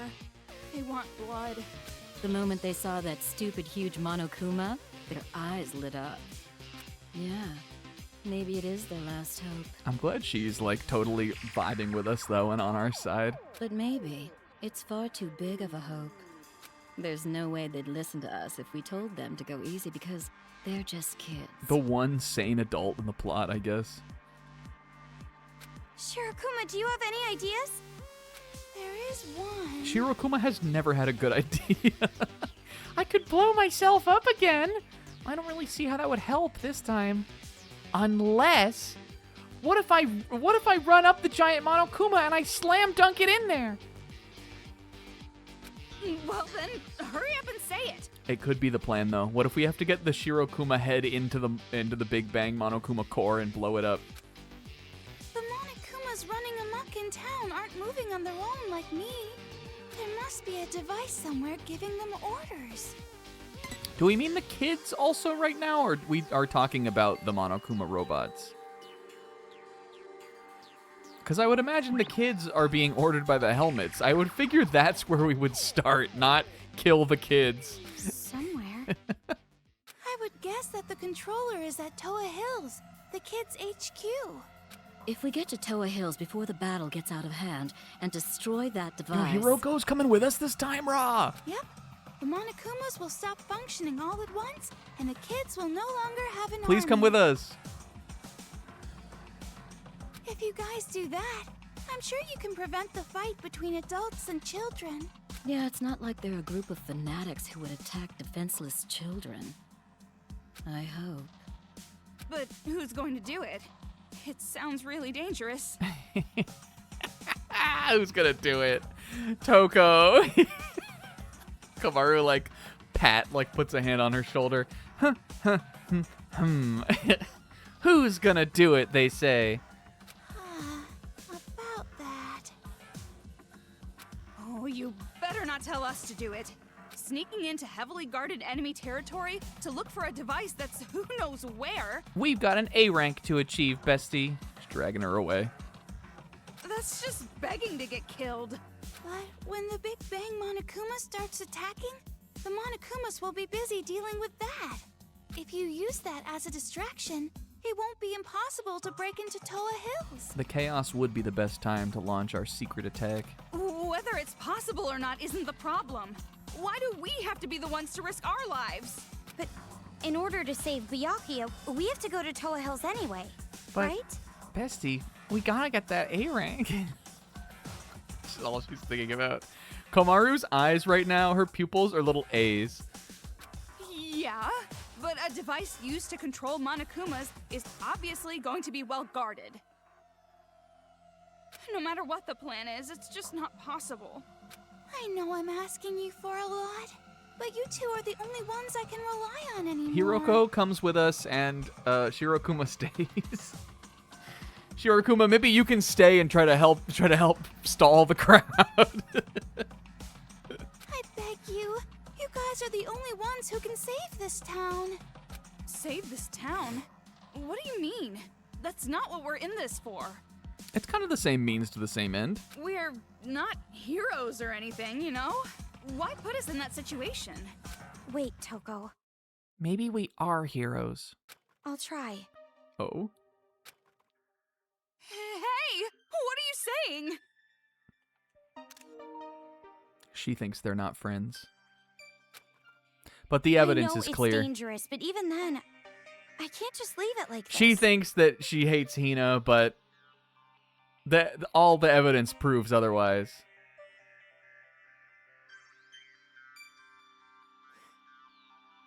I know I'd regret it later on. Maybe you want. Look, wait. We have the half body Toko again. Why does it do this? It does this a lot. It's so weird. Every time, I swear, there must be times when she does it that I haven't even noticed it either. Sometimes her skirt just is not there. It does not like load in with the rest of the model. It's not like that. And also, nice. She wants to do something cool too. So it's definitely like that. I knew it. You have a brother complex. No, seriously, it's not. Kamaru, you've grown. I'm so glad to see you like this. It takes a brave person to admit it, Komaru. That's what's been bothering me. Huh? Watching this new you. For some reason, it concerns me. Oh. I don't know. Don't worry. I'll be just fine. After all, I have a reliable friend named Toko. Wonderful. That's... well, it's true, but... Oh. So, it's the final hour. What are you guys gonna do? Fine. You want me to go, right? Happy? Jeez, like I even have a choice. However, the objective is rescuing Master. Everything else is secondary. Yeah, okay. Thanks, you two. Thank you so much. Hooray. Looks like it's about to begin.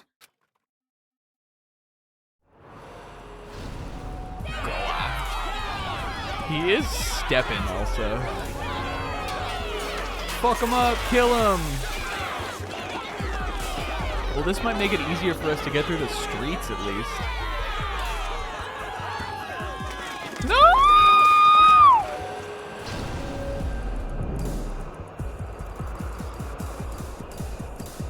They did evil things, but it wasn't their fault, and also they were funny. We should hurry. Master, if our plan succeeds, catch me in your open arms, Master! And open wide, Toko, because your master's gonna be coming our mouths at the end of this chapter.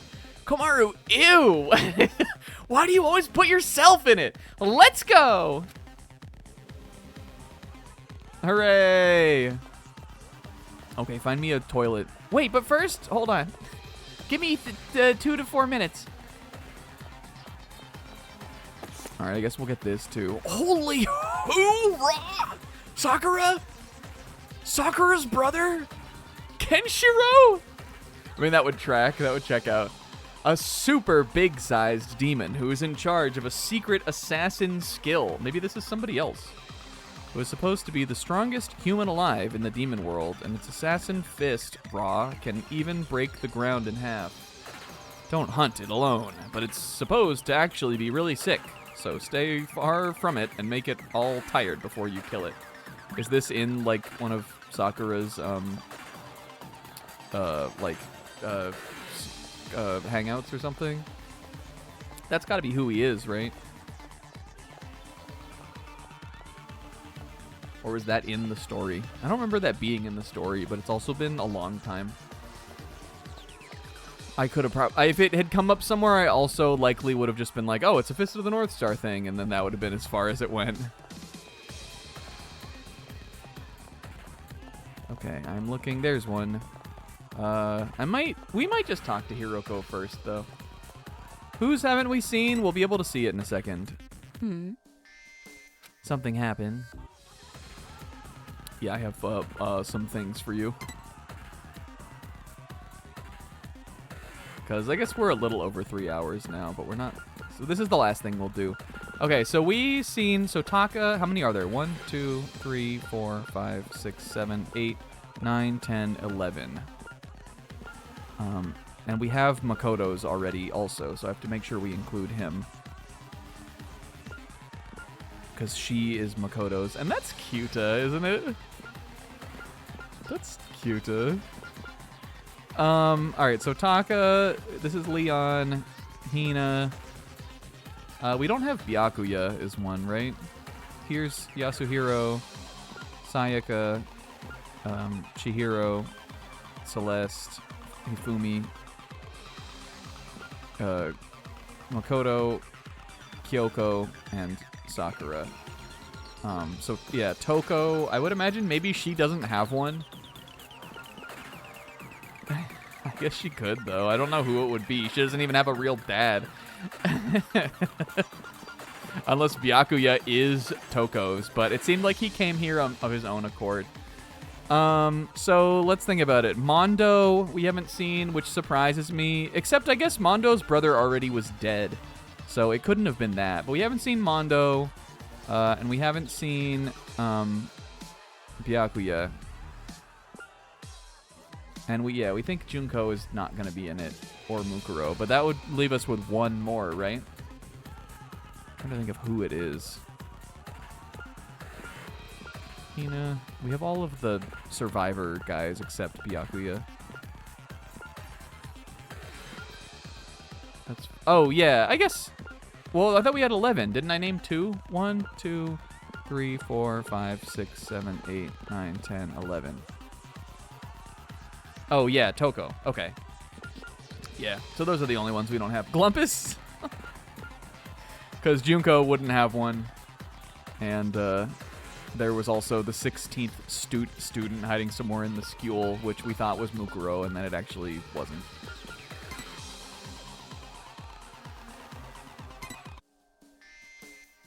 Mukuro was Junko, and Mukuro was Junko. but not in the way that it sounds. And this is me. Me! I may not know who was Mukuro and who was Junko, but I at least know me. What's the big idea, handing me something like this?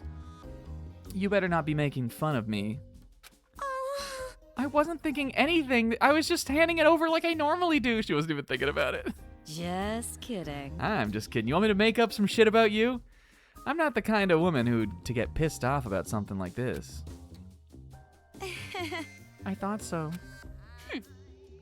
You really thought so? You look kind of relieved to me. You probably thought she was gonna hit you with a crowbar or something, right? Stop it! Honestly, I was not thinking about getting hit with like a crowbar and dragged behind a bike. I'm telling the truth, Miss Hagakure. I'm innocent. Funny. You really suck at lying. More importantly, this file is so rude. I'm sure they could have written it a little nicer. I don't know. I think typical demon is pretty well put. How would you describe it? Like how the hair is unique, or how she reads a ton of manga? You know, those things I like? Komaru. That thing I like? How she makes funny voices with an electric fan? Or how she's not really good at numbers? Oh, or they could call me the Riddle Queen. That's about it, right? It's gonna be all right. Coco, it's okay, honey. There's nothing embarrassing about being normal. Stop it! I'm not embarrassed. More importantly, they wrote unknown for hunting grounds. They haven't found you. They could put in that embarrassing thing I like to do with my megaphone. Here, honey, and she hands her like a packet of like disinfecting wipes. Unknown. That's kind of raw. That means that she could be out there anywhere. They haven't found you. Last time I tried... Oh, yeah. I remember you telling me about that, Kingo. He definitely either looked it up or got spoiled on it. I would not be surprised if the former were true. You should be happy about that, not sad about the whole typical demon part. As a normal girl, I'm happy in a perfectly normal way.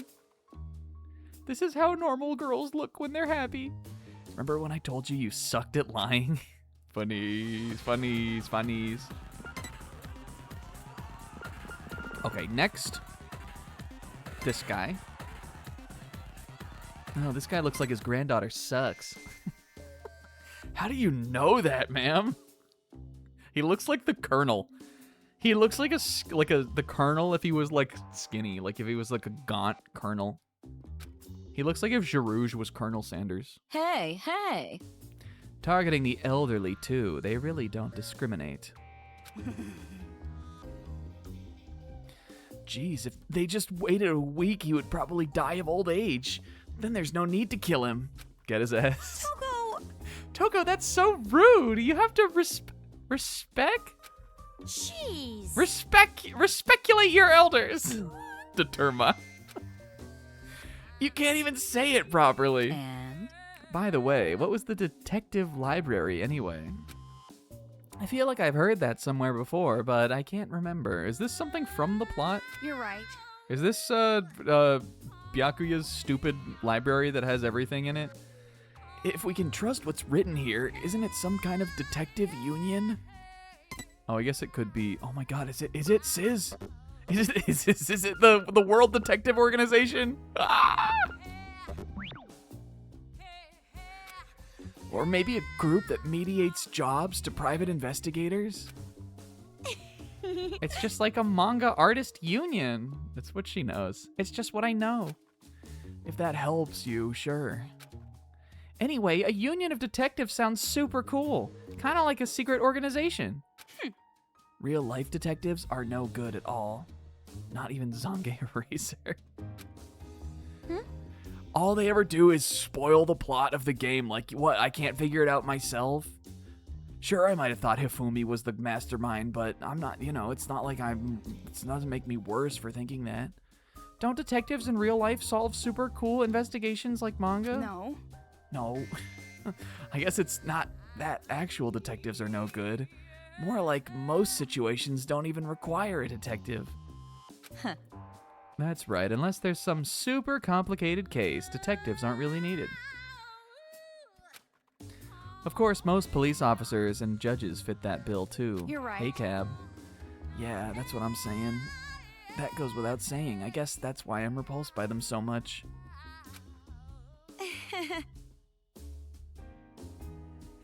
For some reason, that sounds philosophical. Leave it to me. That sounds philosophical. Oh, I'm hungry. Toko, do you think we could stop by? Do you think there's a Greek place around here? We could get a falafel. No. Anyway, regardless if they're detectives or culprits, we gotta save them now. Leave it to me. I'll solve it in a flash, just like manga detectives, rah. Just being funny. All they do is figure shit out and make your brother figure it out for no reason and make out with your brother and stuff. That felt really targeted. I was being general. All right, Kenshiro X, ruh. Kenshi rocks.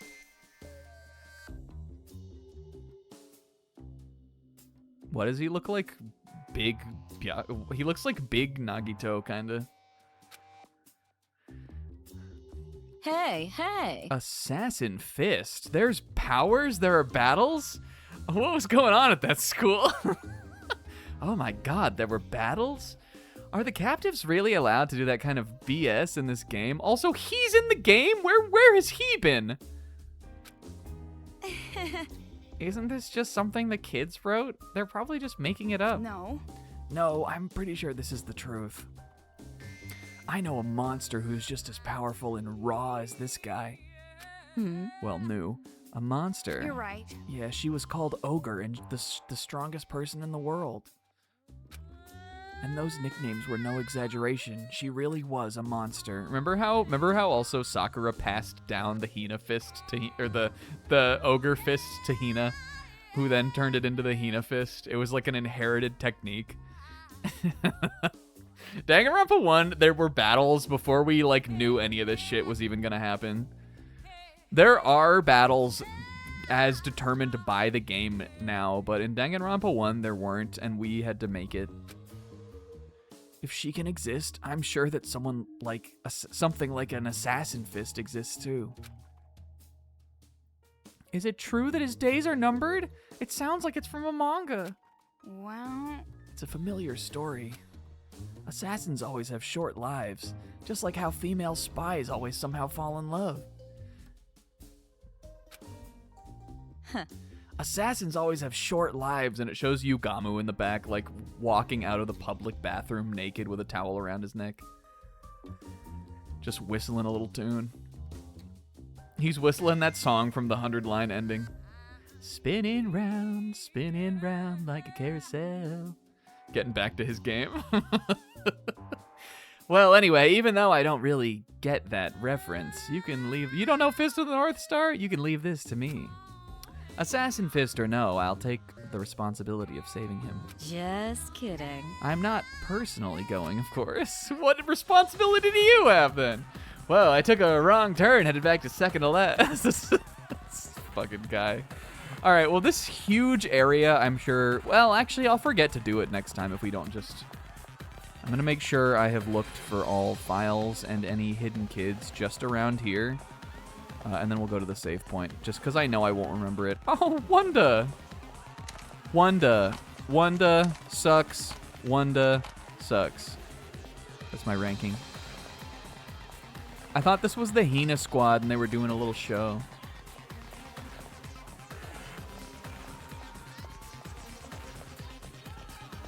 And Komaru would love Hina. They would bond.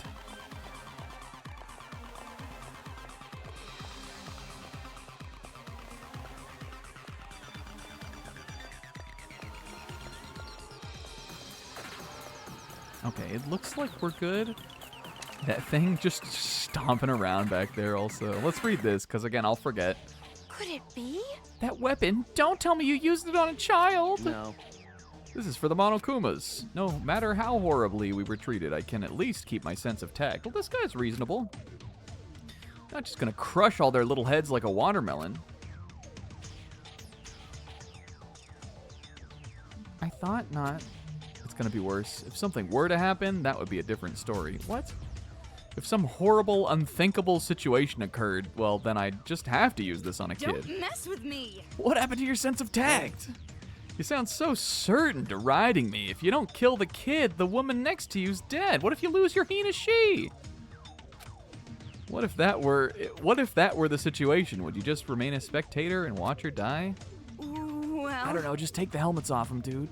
I went outside with a resolute mind. If something happens, I will not hesitate to kill.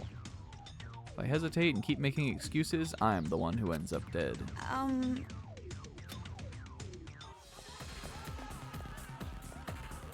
Hint canon? Well, come on, this is canon. Oh yeah, the Dunkaroos. Oh no, I thought the Dunkaroos were what Kyoshika loved. Maybe it was both. Wait, the toilet is back there? How do I... Oh, I guess it's just around this. Dunkaroos. Fuck, we probably should just get all this stuff. Kyoshika loved them and she thought they were called Dunkaroos. I think it might have been Funyuns originally. He was probably there to get all that shit though. Because I do think that they found out that they didn't have Dunkaroos at Second to Last Academy.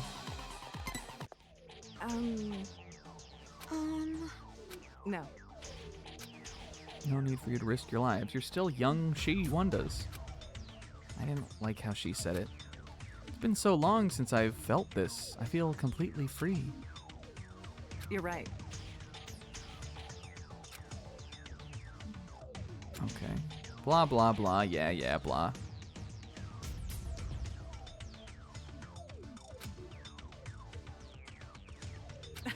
Be careful, Hina. Even if it's my time to die, I'll be sure to take some kids and Monokumas with me. Oh no.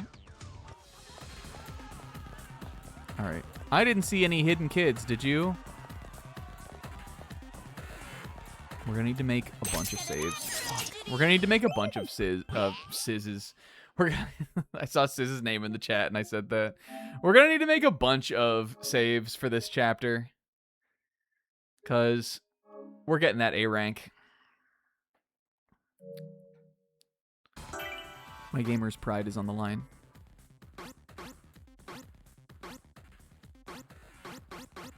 I guess we could look them up. I mean, it would be fun to, like, have that movie moment of trying to defeat them.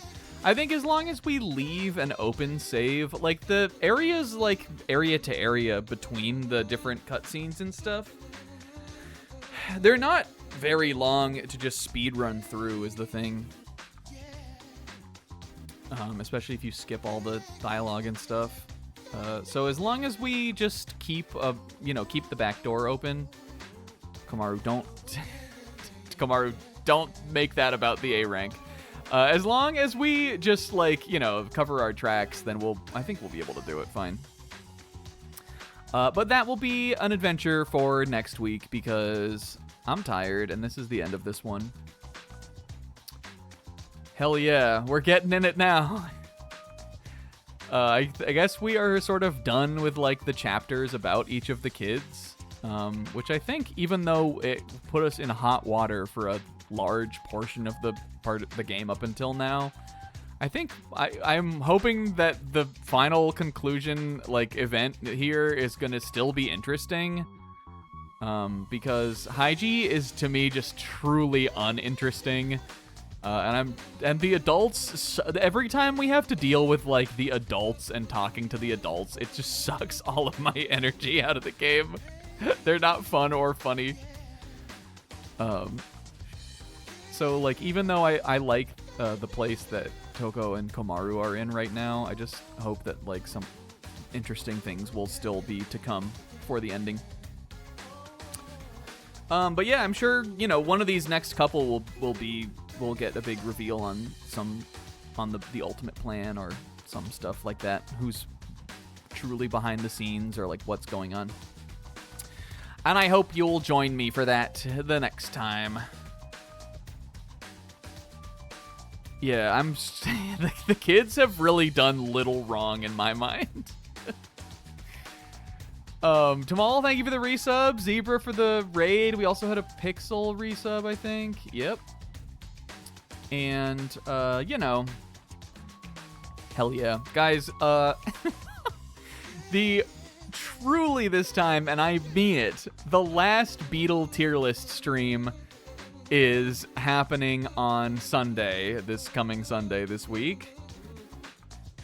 It will be finished then. We've only got a couple albums left to go. We got like a year and a half left of music to rank. But it will probably still be a fairly long one. Because cutting it up into 3, what I will say, definitely gave me some good time to, once we sort of made our decision, to, it definitely has given me some time to, like, really kind of delve into each song and, like, watch clips and do stories and all that kind of stuff, which is what I wanted it to be. But I also, like, as much fun as I think that is, and, like, I'm satisfied with how that has kind of turned into a project, those tier lists, I certainly wish I could have had as much fun as we've had with them and, like, been as satisfied with them all in 1 week. I did not want it to go 3 weeks, out divorced from how good I think they've, like, how enjoyable they've been for me to do. Just because I want to get on to the next game, too. But it'll be coming. And then there will be more of this on next Friday. Hell yeah. Guys, have a good night and have a good weekend. And I'll see you at the end of it. Big love. And thanks for coming over. Bye.